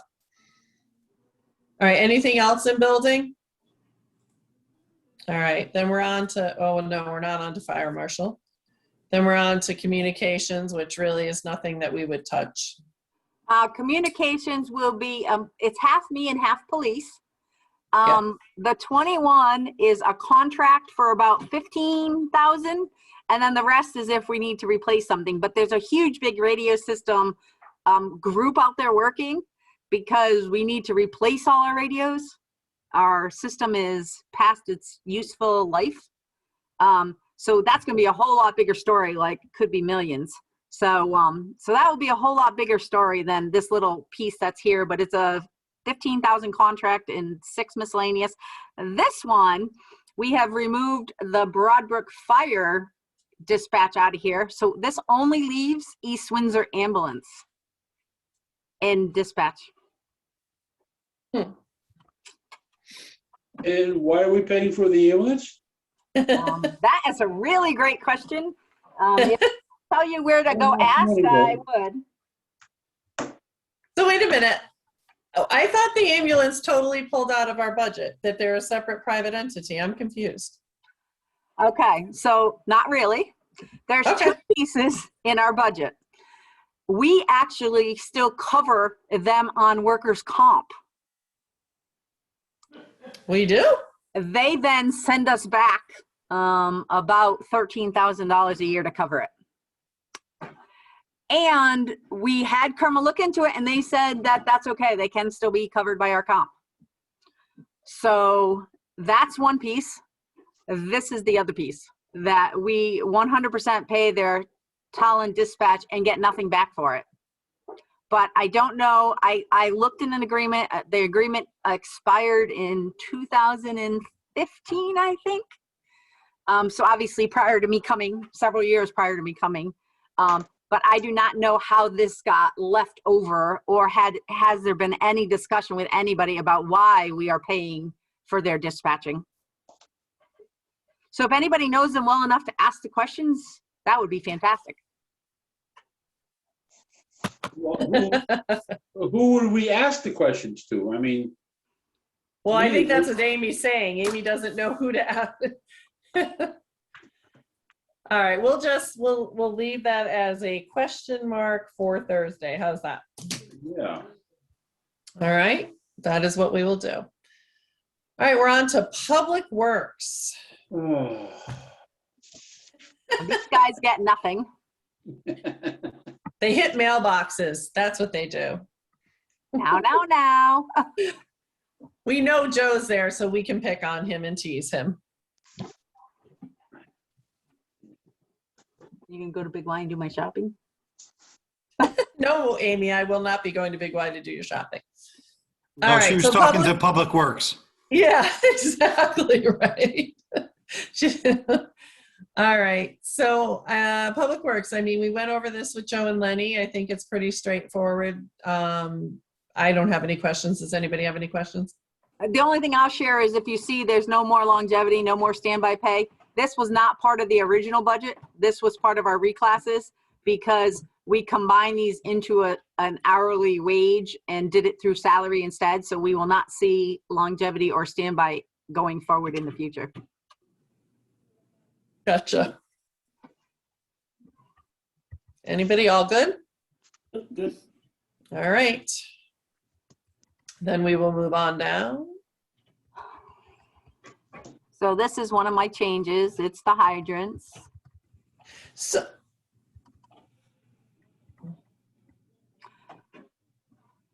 who was the so? No, it was me, and then I decided to nix my so. So this is fire protection for the town. So anywhere where the town owns fire hydrants, this is a cost per hydrant and per linear feet of line. It is not any privately owned fire hydrants in any of the condos or any of that. I did a huge project on it when I first got here. And these are truly, really town-owned ones. But they do relate to fire protection. And we don't have fire protection in our budget anymore, so. Well, that was my so. That was my so. I'm not sure why that isn't like 200,000 to warehouse point and 200,000. Well, whatever. What does it really matter? I don't think that split would be that way. No, it because wouldn't. I do not think we have very many in Broadbrook. No, and to be honest with you, one half dozen the other, right? I mean, the taxpayer's still paying for it. Yeah. Yes, exactly. The taxpayer's still paying for it, so. So It is somebody what else it had a is. question? No, I so that's just the point. I've made that point before when we were arguing over fire departments and total cost of fire departments. I said, these fire hydrants belong to Warehouse Point as well as to Broadbrook. So it was just a point. We've talked about it for years. Geraldine, is Joe still on? Yeah, I think so. Joe, are you there? Yep. Joe, it's Noreen. I had a question on the building repairs. The Sure. other night we had a large conversation about the senior center HVAC. In that building repairs, there's some money in there for doing something to that, correct? No. Yes. No. Yes. But Amy is going to find the money and bring you a transfer in a couple of weeks for him to do it this year. yes, both Amy and Jason promised me. But the answer to the question is yes, there is 20,000 of the 30,000 that's included. Where did you come from? No. I've been here the No. whole No. No, you are incorrect, for Selectman Bowser. There's 10,000 of the 30,000 I asked for. So there is a 10,000. Does $30,000 fix the whole thing so that our seniors can get in there, breathe, be comfortable? How much Yes. is it to fix it all? Yes. $30,000. It's 28,900 and change. Okay. Plus there'll be some disposal, but $30,000 is my budget. Okay. And Jason, did you just say you're going to get it this year? Amy said that, and I take Amy at her word. She can find money anywhere. Okay. So Couch cushions under the seat, wherever. So can this line go down based upon that? No. No. Okay. Okay. Because there are 7 units on the top of the police department that need to be replaced also. That are over 30 years old. The whole unit. They all. Yeah, they're HVAC units, yes. How much you getting them for? They're anywhere from $8,000 to $12,000 each. Oh, I actually think that's a little on the low side. Plus, I just did plus a- 3 and it was 50 grand. well, you don't shop where I shop. Well, I included the labor, but okay. So this number can't change, but we're gonna fix the HVAC. Yes. Okay. Thank you. I go on Amy and Jason's word. So do I. Summer's coming fast, people. Yep. I just told you, April 21st. She said it will be at our meeting, Joe. All right, so we're good with that area? Yes, All right, I'm good. so what? I said I'm good. Oh, okay. Hey, Jason, Yeah. as long as you're here, just stop right there, Aim, before we go forward, because I am curious, and I have it on the top of my page to ask. And were you there when we were discussing the part-time position for the tax collector? No. Okay, so we put it on our list to ask you. She came on advocating that she needed it and that it was taken out. Mhm. And the board was curious, you had taken it out, so you must have been comfortable taking it out. So what was the thought process? So they were twofold. I was looking for pockets of unspent money to move over to the planning department for additional professional services. That's part of that. The 3 sources that funded the increase in the planning department are the part-time tax collector, money from my own department, I think in professional services, and for professional services and EDC. So I pulled money from those three places to get the funding without increasing the budget for the added consultation services and planning. Secondly, that position has been vacant all year. It hasn't been requested to be filled all year. And the tax collector suggested to me at the end of the last fiscal year to turn her existing full-time person into a part-time person, indicating an absence of need. So for all of those reasons, I decided to request the money be moved to planning. Okay, thank you. I just didn't want to forget, even though it was on my list, and if you're here with us, I'd get it off my list. Thank you. All right, so we are on to road improvements. Do we have anything there? Any questions? I guess I would just share it's never enough. Yep. Never enough. That is true. Road improvements though, and Joe will, if he hasn't already, can speak to this. It's not paving projects. That's some tree maintenance work, like along roadways. That's guardrail replacement. That's curbing, aprons. It's not paving projects. Culverts. Right. Yep. Any questions, guys? Remember, I can't see you, so just talk if you have them. No, I'm good. All right, and then that moves us on to building committee, which is pretty straightforward. Sanitation, my favorite section. I'll just share, see that $4,000 4 years ago? Yep, I see it. That's where Four Town Fair was the last time we hosted. That's so weird. I feel like when Jason said it the other night, I'm like, really? Didn't we just host it? It's kind of weird. So, so these, I mean, these are just asks for what they think they need. I mean, based on the contract that we have.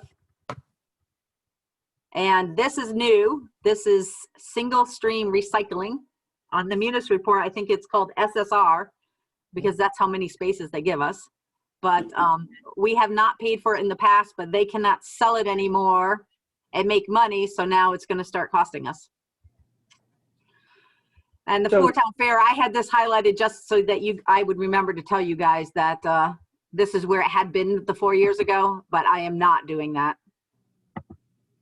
I am going to put it in activities and fees where it belongs. Yeah, that makes sense. So the only thing I would add here is I think it's important that we look for a way to get back in the hazardous waste collection.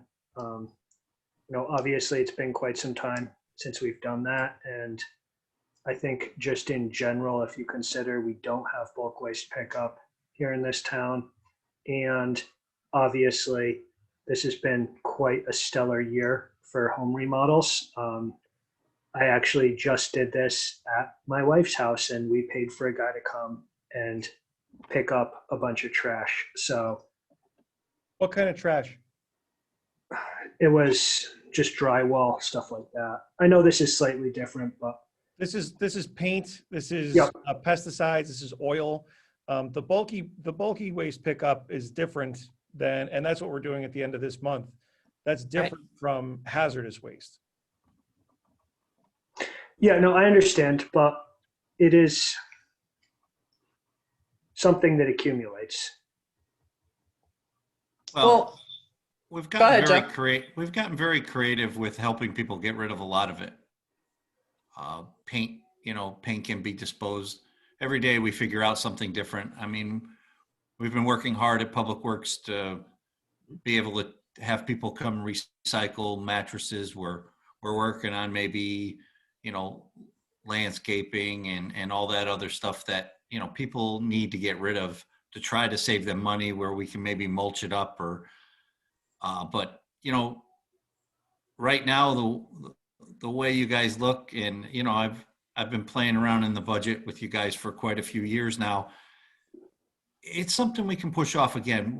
Like I said, we get maybe a dozen phone calls a year, and we're usually be able to help most of these people out and steer them in the direction they need to go. We don't have too many upset residents. Occasionally the guy with the mercury or the old dynamite sticks that we won't take anyways, but even we've gotten to a fact, we've got a place in South Windsor that disposes of the propane tanks now at no cost to our residents. They'll just take them. You just have to bring them there. I really don't think it's high on your priority. I mean, you guys got a lot of stuff you want to help the planning department do and grow economic development. If we squeaked another year, I think we'd be fine. Thanks. Thank you, Joe. Thanks, This I mean, is Tom. I agree with Joe. I mean, a lot of the places where you buy paint now, you can bring back the old paint. They take the oil down at the town garage. I think we can get another year out of this easily. I'd like to take more waste oil from residents, but our trash company, picks up a gallon. We run up a couple few things, but we've got some great businesses in town, like garages, that will help out residents and take a gallon of antifreeze if they can't get rid of it. People in this community really work together. I don't think there's a lot of crazy stuff out there, and I'll be honest with you, we're not picking a lot of the stuff up. The hysteria of it's going to end up on East Road or end up on a dirt road somewhere else. That's hysteria now. Most people know they can call us and we can figure it out for them. Joe, do you take antifreeze? No. but I take your waste oil. If I remember it. And I'll tell you one thing, Tom does take our old grease from our grease traps.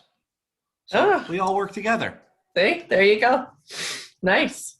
Geraldine, Nice. it's Noreen. Yes. My concern with it is that last year we took it out and said, we'll push it off a year, we can do it. And now this year we're going to push it off another year and we can do it. It seems to be the thing that just keeps getting shoved off. And I understand that people can go other places, and I get that we're not seeing stuff everywhere, although I can attest to the fact that my backyard has lots of paint cans and lots of oil containers that float up that Connecticut River and deposit themselves in my backyard that I deal with. I just, I think eventually we have to get to it. And even if it's not something that people use dramatically, there are people probably with paint cans in their basements that are getting hard and whatever because they just don't know what to do with it, and then they eventually dump them in the recycling bin, which is not good for anything. So I mean, I'm just hoping that next year we could get to it just as a service for people so they can get their stuff out of their houses and not throw it off the bridge anymore. Well, no. I'm hoping next year maybe we can figure out a different way, and maybe we can start taking it at Public Works and be able to dispose of it at a more economical way too. $20,000 is a lot of money to sit around for 4 hours on it. You're spending $20,000 in 4 hours. Yeah. Look at it that way. What you're getting accomplished there, and I know you paint a pretty rosy picture about nobody actually, everybody knows what to do with it, but I would say that probably 90% of the people have no idea what to do with it, and you're not hearing from those people, and we don't know what they're doing with the stuff. They could be storing it, they could be just chucking it in the garbage, they could be doing a whole bunch of stuff, but I think that if we let this go too long, we're just putting off a problem that we don't actually know the extent. Joe, do you think, like, on that note, so you said hopefully next year you would be able to, deal with most of it, like, well, every year we get better. Amy? Yeah. Go ahead. Do you think it's possible then to, like, to me, the big benefit of this is the announcement, right? Saying like, hey, for this time, this day, we're going to do it. Like, when do you feel that you would be able to handle most of it? And then do you think that could coincide with, hey, let's put up a message on the website or whatever and start getting it out saying, like, if you have paint, this is our process. This is when you can bring it to Public Works. So right now, anybody who calls, we can steer them in the proper direction to get rid of paint, whether you open the cans and if it's acrylic paint, you can let it dry out and then throw that can in your trash bin. Mm-hmm. That is more, because it's acrylic. Oil-based paint you can take back to any painting store. I mean, we've grown quite a bit at Public Works with the recycle, the electronic recycle, the mattress recycle. We're talking about implementing a plan of where people can bring us bulky items at the garage and we'll put them in one of our dumpster cans and, you know, at a cost to the resident, you know, so let's say you have a lazy boy and you need to get rid of it. You don't know where to get rid of it. You know, we're working on a plan for that where you can bring it to the garage, give us the $25, throw it in our bin. Once our container's full, we'll take it over and dump it because there is a cost to us to do that. You know, the next step for us is hazardous waste. So like the spray rattle cans, you know, but we really have to get some sort of be able to collect it, store it safely, palletize it, and then pay for that pallet to get rid of, take it over to Mitchell's still, or not Mitchell's, they're ESI. They don't call themselves Mitchell's anymore, but you know, it takes time and you know, we're really busy trying to do all our other stuff. But I mean, I understand it's important. I understand some people just dump it in the sewer drains. I understand they dump it in the storm drains and everything. But, you know, I mean, if you need the money somewhere else and it's, you know, I think we can go another year. And I know I keep kicking a can down the road. I understand, but, you know. So do you think it's plan for feasible then for us pesticides and to, poisons? Hold on, we're talking over each other, guys, and just go ahead, Dave. so do you think it's feasible then, like, especially because it seems like you've got a pretty good process like on paints, like, could we start to get this information up on the website? It is out on the website now, what you can do with paints. We advertise it on our page and the town's page. And I believe the last newsletter that went out, forgive me, I don't remember what it's called, but I believe there was a whole section of recycling and what you can do with stuff in our mattress hours and paint. And so it's out there. Okay, good. You know, the Right, only I mean, other that's thing we my can do main is, concern is really the education, because I feel like the benefit of the bulk waste days and the things like that is that it gives people that outlet to like, hey, the other problem we're going to run into next year is that bulk waste day right now is currently part of our contract. As of next year, it's not.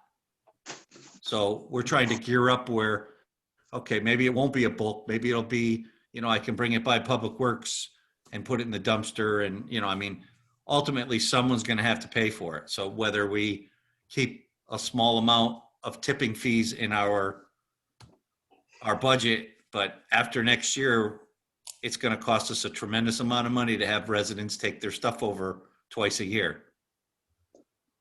So that means we're probably kicking hazardous waste again next year to pay for bulk waste.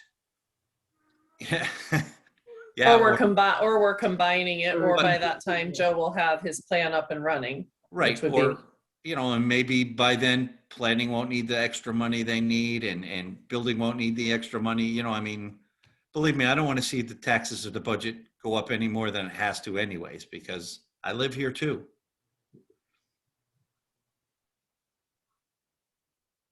All right, so we're going to leave that one open for now. Is there any other questions in the sanitation section?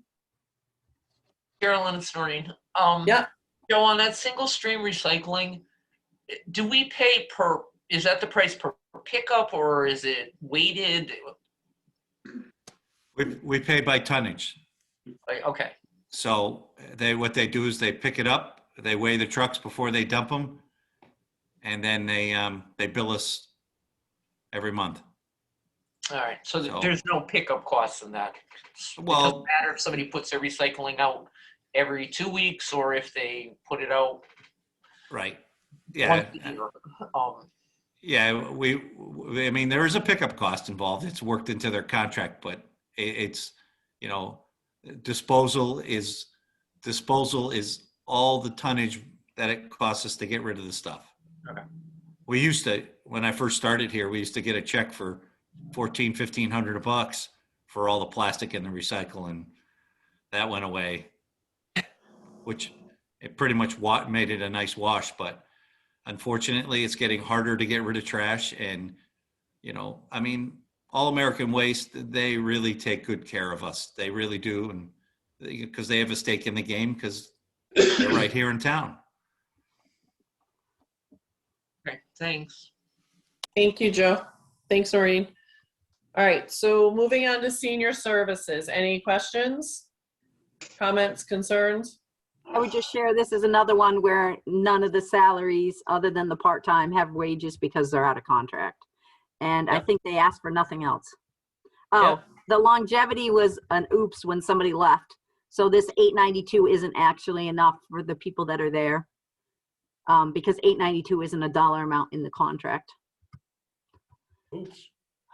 So that's a fix. Gotcha. And that's really it. They asked for nothing else. Elderly commission, I think she needs more people. I'm not even sure they're meeting, even via Zoom currently.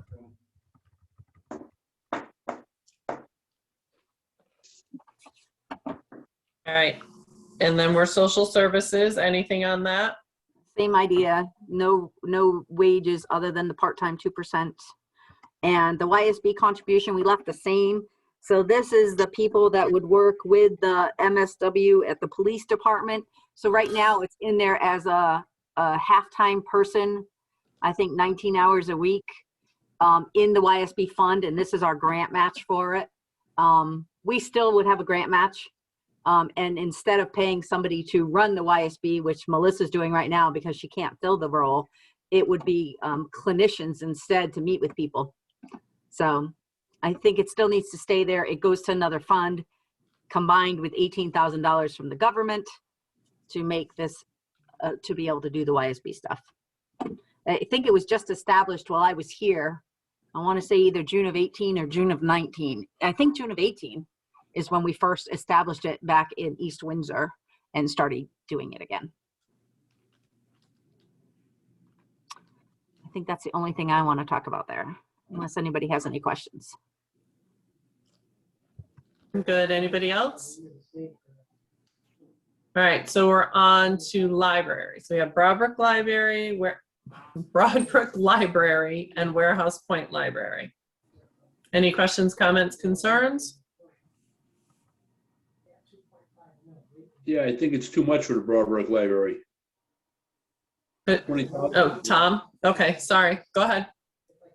I think it's too much money. I mean, it's way over what they got last year. Right? I know we keep hammering them, but yeah, that's a lot of money. Anybody else? Tom, what are you thinking for a number, Tom? I'm thinking maybe 15,000 instead of 20. I mean, that's a huge jump. The next year, if the budget goes to 2%, they get 2% of that. That's just a lot of money. I mean, they've gone by on 5, 10, and now they're going to 20. All right, so can I put my 2 cents in here? Yeah. Yes, you can. During these 3 years, they used every dime of endowment money or donation money that they got to stay in business. So they're to where they have no money left to help operations. I think last year, the 12.5, I think came from, I literally added up every single thing that they're currently doing. And that was where the 12.5 came from. So that doesn't give them ability to buy like museum passes or so we definitely need to work them up. And clearly, obviously they get way less than the Warehouse Point and a way less % of their budget than the Warehouse Point. I think the total Broadbrook Library budget is, the estimate is like 35,000. But the one thing that's in there is salary for their part-time person, which I don't think they can actually do because I don't think they're a 501c3 and can actually have a staff and do 941s and pay payroll taxes or offer benefits. So I'm not quite sure the staffing part can really ever work unless they fix their structure some other way. But at least operational, we really need to help them be able to keep the lights on, keep the heat on. So I know they're getting a little help, I think, because I think the chamber is now paying for their cable. But I do think that they do provide a service for people who can't get to Warehouse Point, even though Warehouse Point is a much nicer library. There are people that don't have transportation that live in the area that can walk either on their way back from picking their kid up from school at Broadbrook or when they're down in town Dollar General or doing their stuff. So there are people without transportation in the Broadbrook area that don't have the ability to get to Warehouse Point. So that's my 3 cents on the I was light. gonna say, that's more than 2 cents, just saying. No. So what would you say that they actually need to get by, Amy? You Well, think they need the 20 or? I would love to give them the 20, but I think if we work our way up there, if we went up to 15 or maybe even 17, to try to get them closer to what they really should be.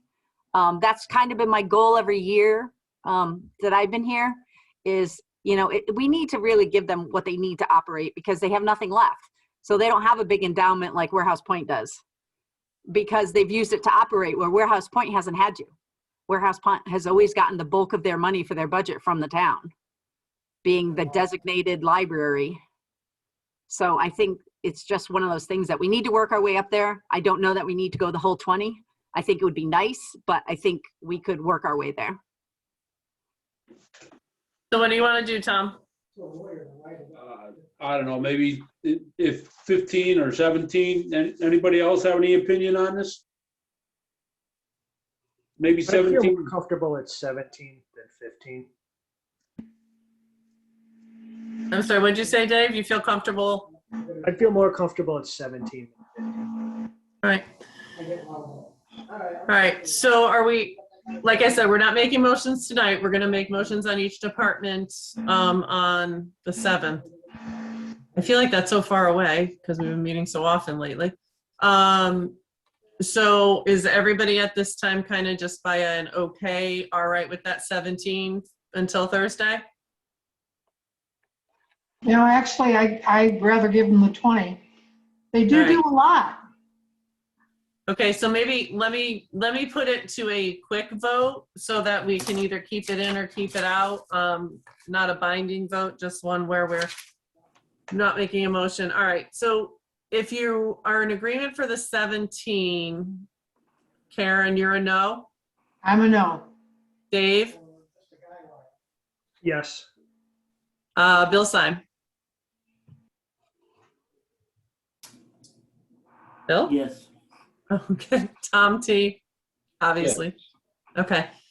Did I miss somebody? Oh, Tom Lansner, sorry. How did I miss you, Tom? Tom? I think I'd leave it at 20. All right, so hold on. Now you guys confused me, man. So Tom Lansner was 20, 17. All right, so it's still at 17. Because it was 3 to the 2. Noreen, I know what's your opinion? I know I can't count your vote, but still, what's your opinion? I don't have a problem with $20,000 for them. They've been asking for years and years and years, and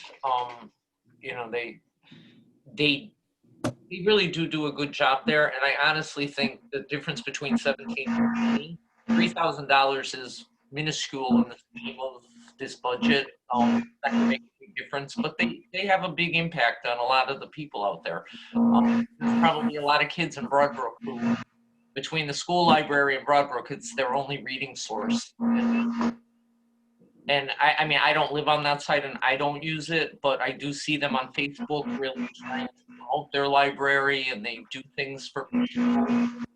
I think they work hard, and I think they should be. 20,000 to me is not a big ask. Okay.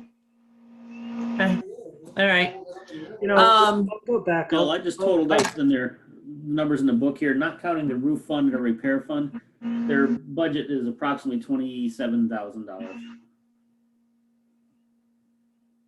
That doesn't include the roof repair fund or repair fund that they have in their line items.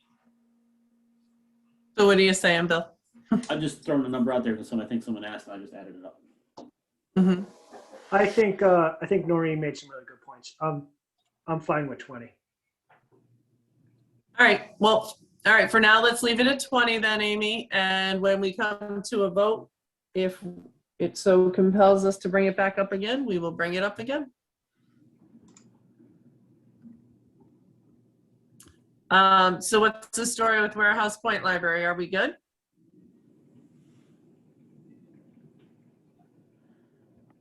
Yes, I'm good. We're all good? All right, cool. Okay. All right, so we're moving. So I'll just tell What? you, that's not their ask. Their No, I ask know it's not. was 290, and we kind of met on their side. We kind of gave them 2/3 of what they asked for. Yep. All right, recreation. We're all good? This is another case where this budget here is $8,000 less than it really is because she gave the money to somebody else. So this really isn't this kind of an increase. And she really has no real increases because she didn't really get to use the budget this year to do the things because nothing was open. So she's leaving it flat for next year. And historical commission goes without saying, pretty straightforward. All right, well, the next is the Board of Ed. So where do we want to go with this? And I will tell you that we sent out a quick email to Christine and Kathy, letting them know that we probably would be discussing it tonight and probably on the 7th, but they did send an email back saying that they had prior commitment today or could not make it today, but so what are you guys feeling for the Board of Education? Geraldine, it's Noreen, and you know I'm gonna go first because I don't vote. I don't get a vote, but I can. You're still a very important member of this team, so that is okay.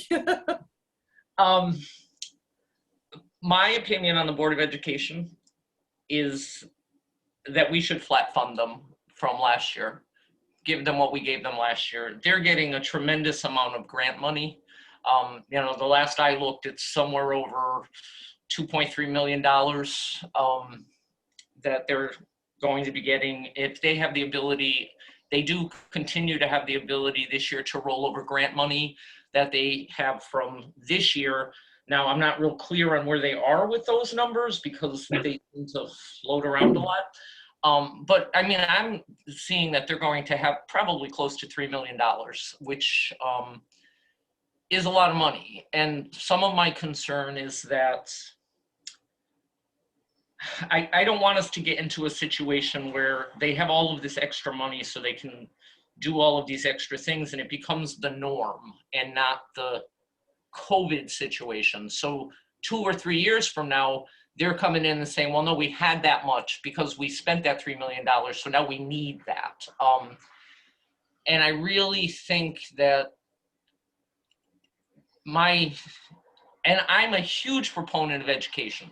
I mean, I'm more than willing to give education. We need to improve our math scores. We need to improve our reading scores. We need to be able to do a lot of things, but based on the income that is going to be coming in with these grants and whatnot, I really think my best course for me would be to flat fund them and then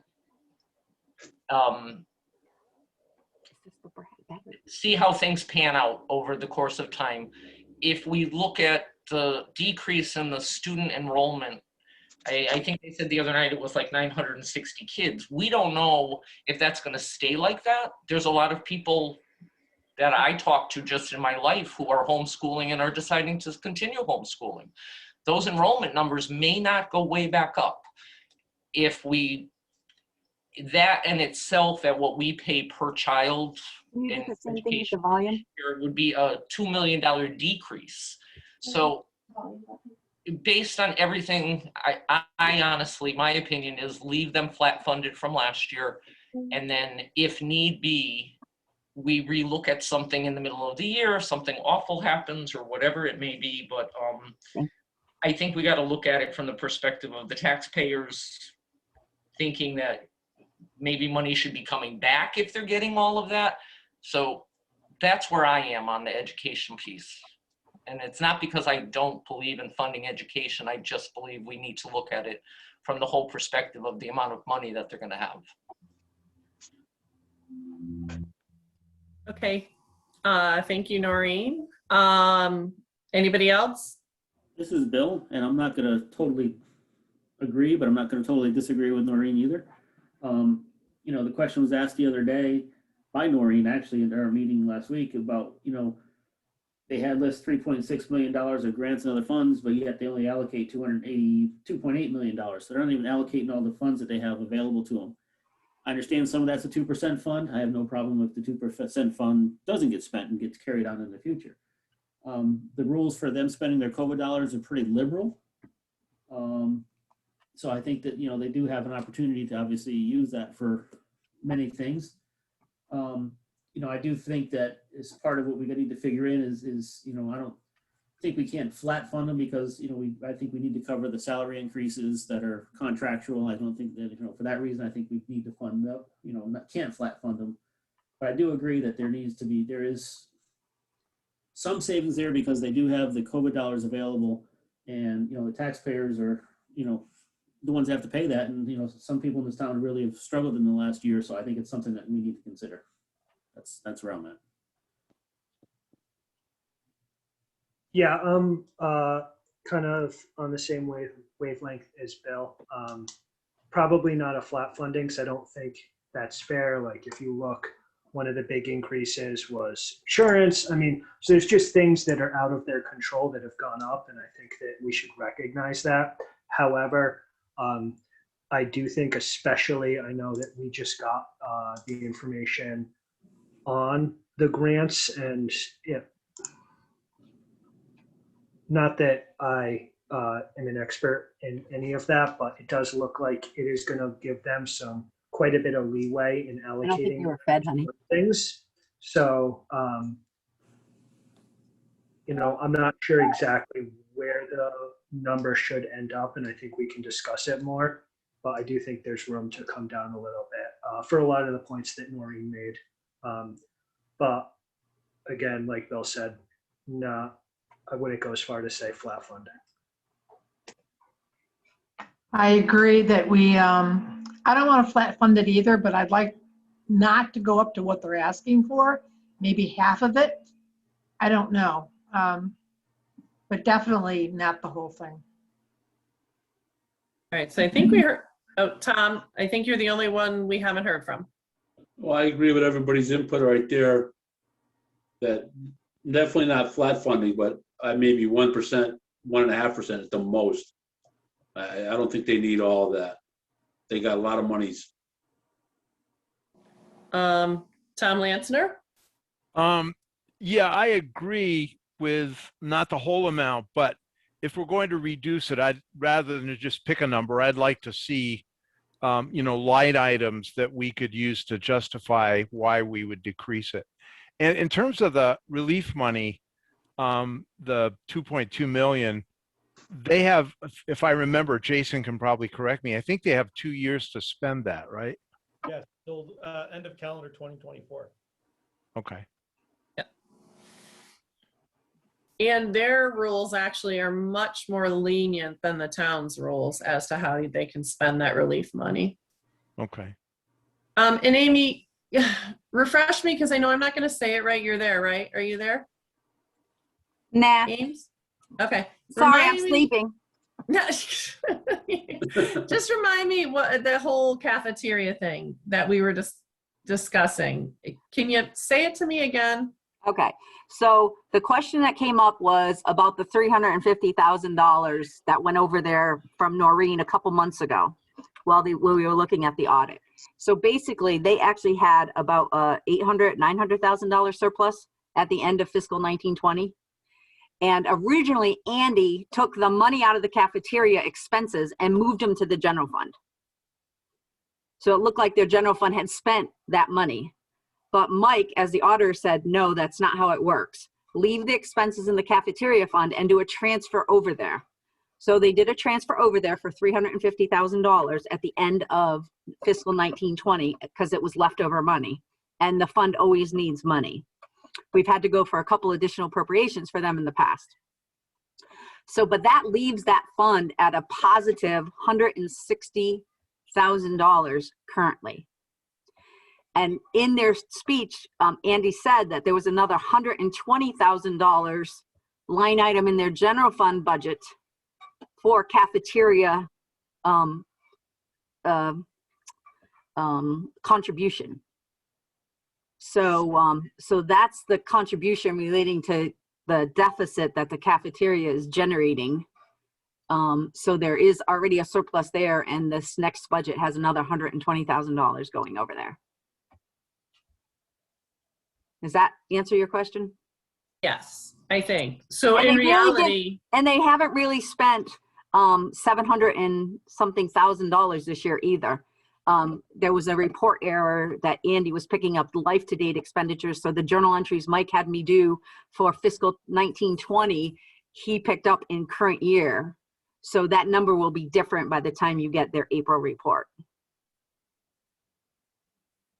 I'm sure it's still not positive, because I don't think, especially with the school operating the way it is, that they can make to cover their expenses.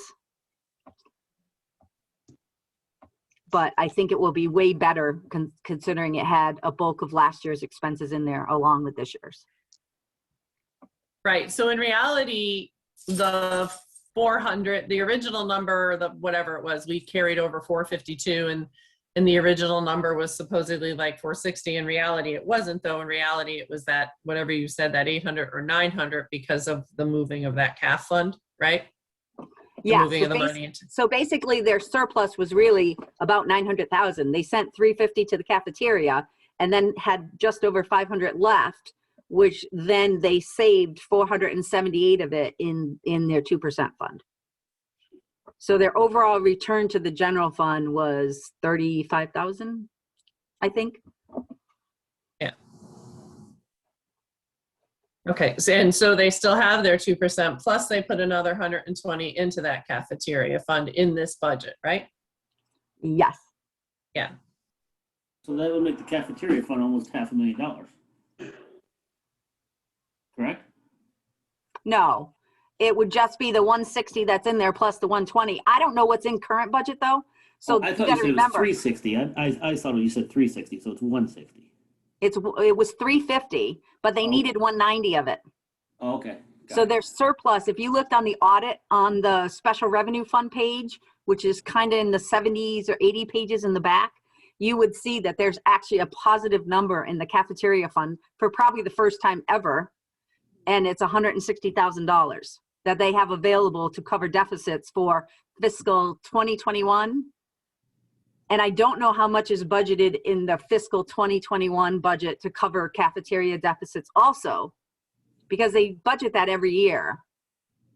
So they have the 120 in the 21-22. They have whatever they have in the current year, plus with the extra they moved last year, it started the year at $160,000 surplus. Does that make sense? Oh, yeah. Yeah, it makes sense. Now, that's why I need you to re-explain it to me, but yes. Food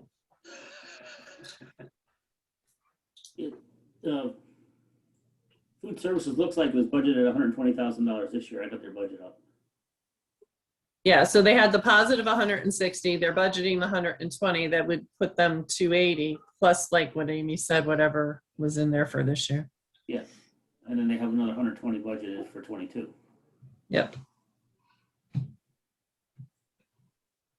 400.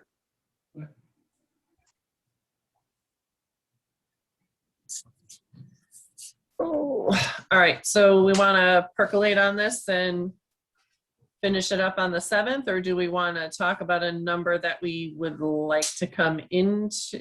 I mean, I guess cafeteria, Tom Lansner, to your point, cafeteria is one of the line items that we're finding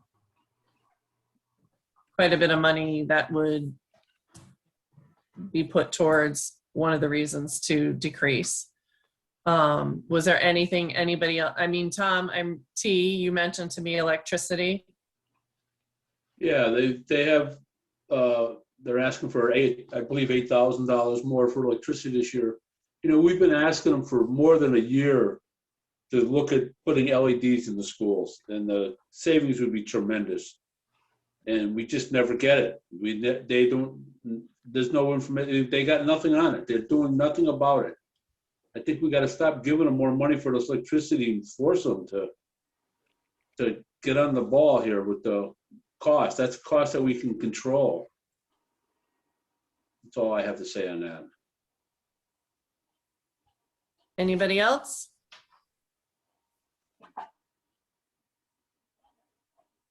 All right, so where do you want to take this from? Oh, go Sorry. ahead. No, Marina, go ahead. just to point to what Tom just said, we can ask them for a lot of things and we can suggest a lot of things, but we can't do anything, you know, so the problem, you know, it's just a circular problem that keeps going round and round. And so I think you got to bear that in mind as well. Like the electricity money, if we take it away, we can, they still don't have to put in LED light bulbs. The same thing with the cafeteria. If we give them if the $120,000 stays there and whatever else, they don't have to spend it on the cafeteria. They get to choose whatever they want to do. And that's in their purview, and it should be, because they understand education better. It just makes it a little difficult to look at their line items and feel like if you go at line items, you're actually accomplishing anything, because our opinion on their line items is irrelevant. Our only opinion is the bottom line number that we give them. And that's where we sit as the Board of Finance. We give them a number, and that we live with and they have to live with, but they get to do whatever they want with it. But I think part of Tom's point is, you know, just in regular maintenance, like I know at where I work, I mean, we had some lights go bad. Instead of replacing all my lights, as they go bad, I'm replacing with LEDs, and I'm probably already over 50% over the last 5 years of replacing my bulbs, that, you know, my fixtures that go bad with LEDs. You know, if they got a classroom that you got to put lights in, don't spend the money to put fluorescents back in. Spend the money for that classroom for LEDs, and eventually you'll work your way through the school and you get it done over time. And but what I think Tom's point is, they've made no effort to even do that. Oh, and I agree with you, Bill. I completely agree with you. You know, but the issue is we can say anything we want, but if they're not on board with that, we don't have a whole lot of input into individual things. We only have input into what they get as a bulk number. Yeah. No, I agree. Yeah, that's part of my issues in the past too, is we give them a dollar amount, they do whatever they want to do with it. And Right. we may not agree with what they do with it. Yeah. And I agree with both of you, but I also know that the power company is given tremendous incentives for this. I mean, the incentives are unbelievable what they're giving you. 50% payback. You can pay it off in 2 or 3 years, and then they give you the loan on top of it. So you basically, your power bill that you'd be paying anyways pays off the loan. I mean, the power company is giving great incentives. And I'm sure with COVID last year, they got money they want to get rid of. I just think it's something that should be, they got to think about doing it. I mean, all these other school systems around us have done it. It just, and I know we can't force them, and I understand that, and that probably adds to my frustration. Sherilyn, I have one more question, I think, for Amy and Jason. In thinking about electricity and whatnot. What are their needs within capital improvement? What do they ask for? Like, do they have projects that are pretty big? Yes, they have $10 million of school construction projects on the CIP list. They fall under the bonded section at the tail end, because a lot of their other ones, so they'll ask for carpet here, or a renovation of a nurse's station, or we did a kitchen steam boiler. We did some cafe tile replacement. So they get small projects done, but the rest are big. Like they need a roof on the high school. Well, that's $3.6 million. They'd like heating and air conditioning, or air conditioning in the gym. So that's another couple $100,000 project. So they have a lot of big projects. They need window replacements at all 3 school buildings, I think. One is only partial, but so they have some huge projects that need to be done, which would be a great source of their grant money. because that's a perfect use of grant funds. It really should be one-time capital expenses versus staffing or things that are going to be used up and then need to be replaced. So they have huge projects on the capital, but most of the time we just, in our $1 million, we're just not getting enough money to do those kind of projects when you only do $1 million a year. Thanks.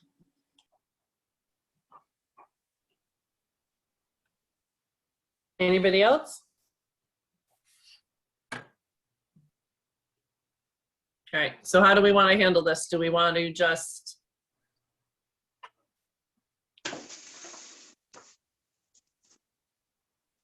come back to this on the 7th with a number that somebody is comfortable putting forward?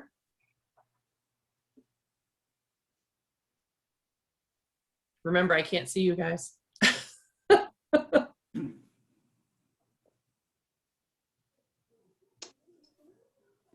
Yeah, I don't have an actual number. I don't know if anyone else does, but I mean, it's, like I said, I expressed my opinion.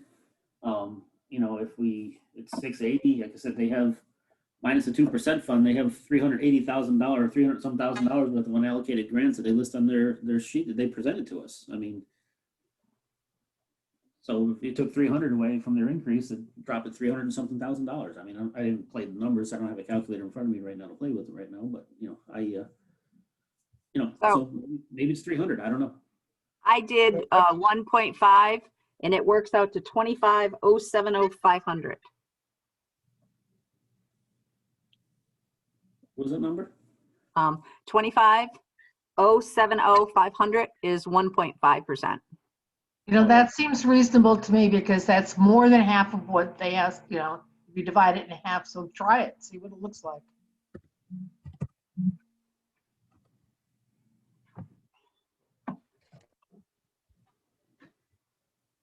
All right.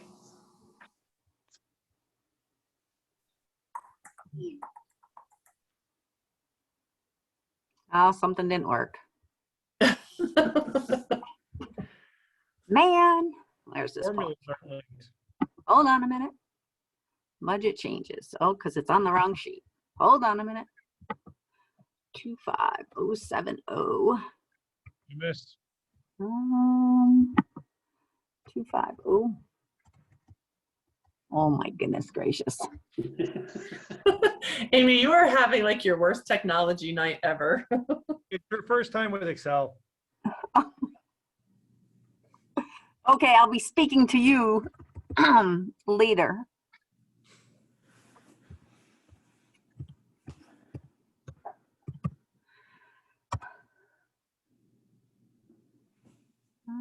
Let's see.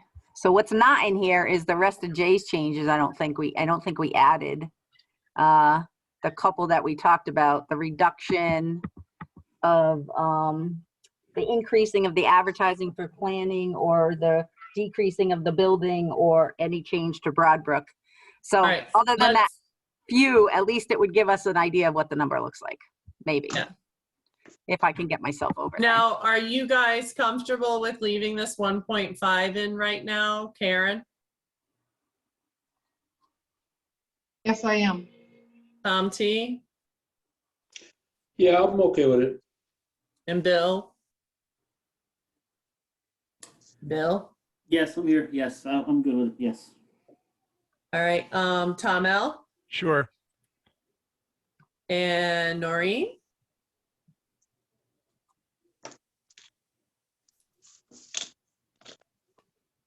I suppose.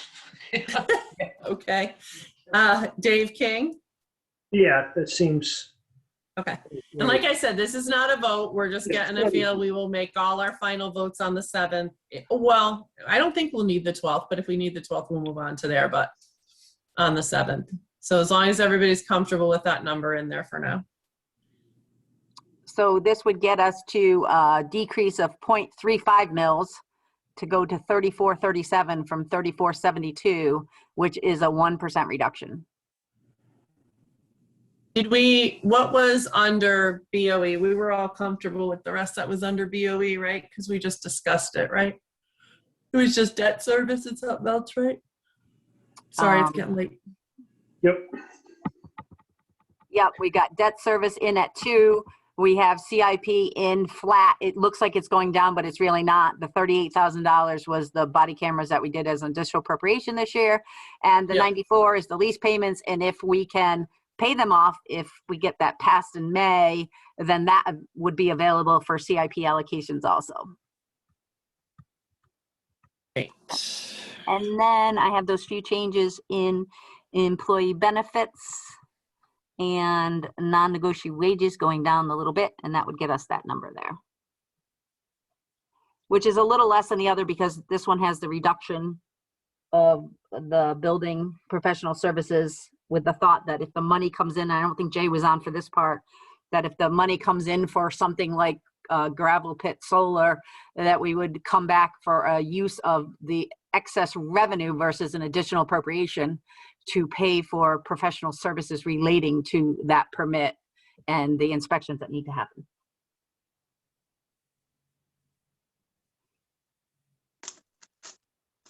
Not sure that's an appropriate use of the money in terms of the agreement that we negotiated.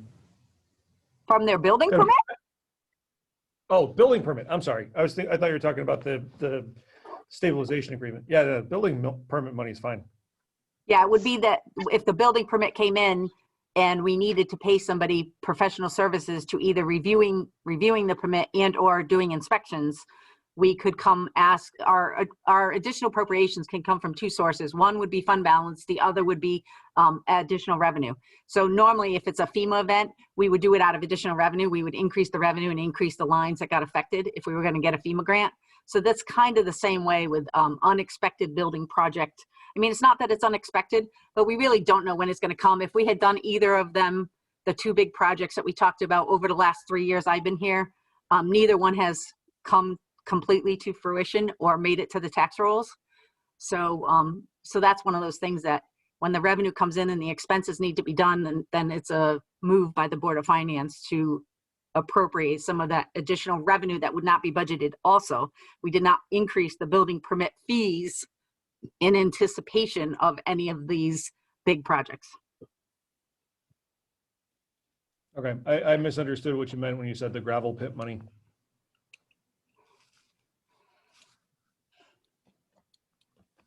All right, so is there anything else really tonight? Or are we feeling pretty good about tonight? Or is there something anybody would like to still discuss?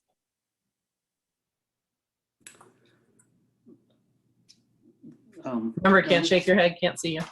Yeah, this is Bill. I mean, I think we've kind of expressed our opinions in a few areas. We have some concerns or questions, and you know, once we do the police department and the emergency management and a few things like that, I think we got this pretty much to the point where I think I'm ready to make some final decisions.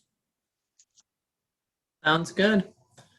All right, I do agree. So then if we have a motion to adjourn, we can maybe Amy say goodbye to your thing so I can see everybody again. Yay! No, I don't want to do that. Thank you. Geraldine, Yes. Maureen, just, Yep. is it, Amy, once the things we made the changes on tonight, can you just send out a new spreadsheet so that I can see those highlighted?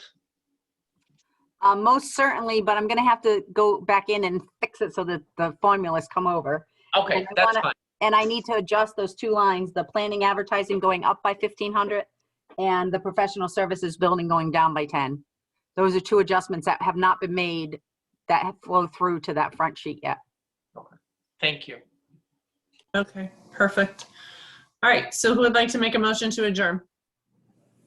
I'll make a motion to adjourn. Oh, I'm sorry, Tom D. Make a motion to adjourn. Is there a second? Bill, I'll make the second. All right, any discussion? All those in favor, Karen Christensen, Yes. Dave King, Yes. Tom Lansner, Yes. Bill Syme, Yep. Tom Talamini. Yep. Motion clearly passes. All right, so have a wonderful holiday, everybody. Thank you for all your hard work. We have April 7th, and we'll see you then. Thanks. Have a good night. Good night. So Jay, are you still there? Yep. How do I stop recording and what do I do with it now that it's on my laptop? Did you record it to your laptop? Oh, because I didn't know where else to record it to and there was nobody to ask. No, that's not a problem. There's just two places to do it, to the cloud and to the laptop. So first and foremost, in the upper left-hand corner of the screen, there should be a little thing that says, has a stop button. Click that.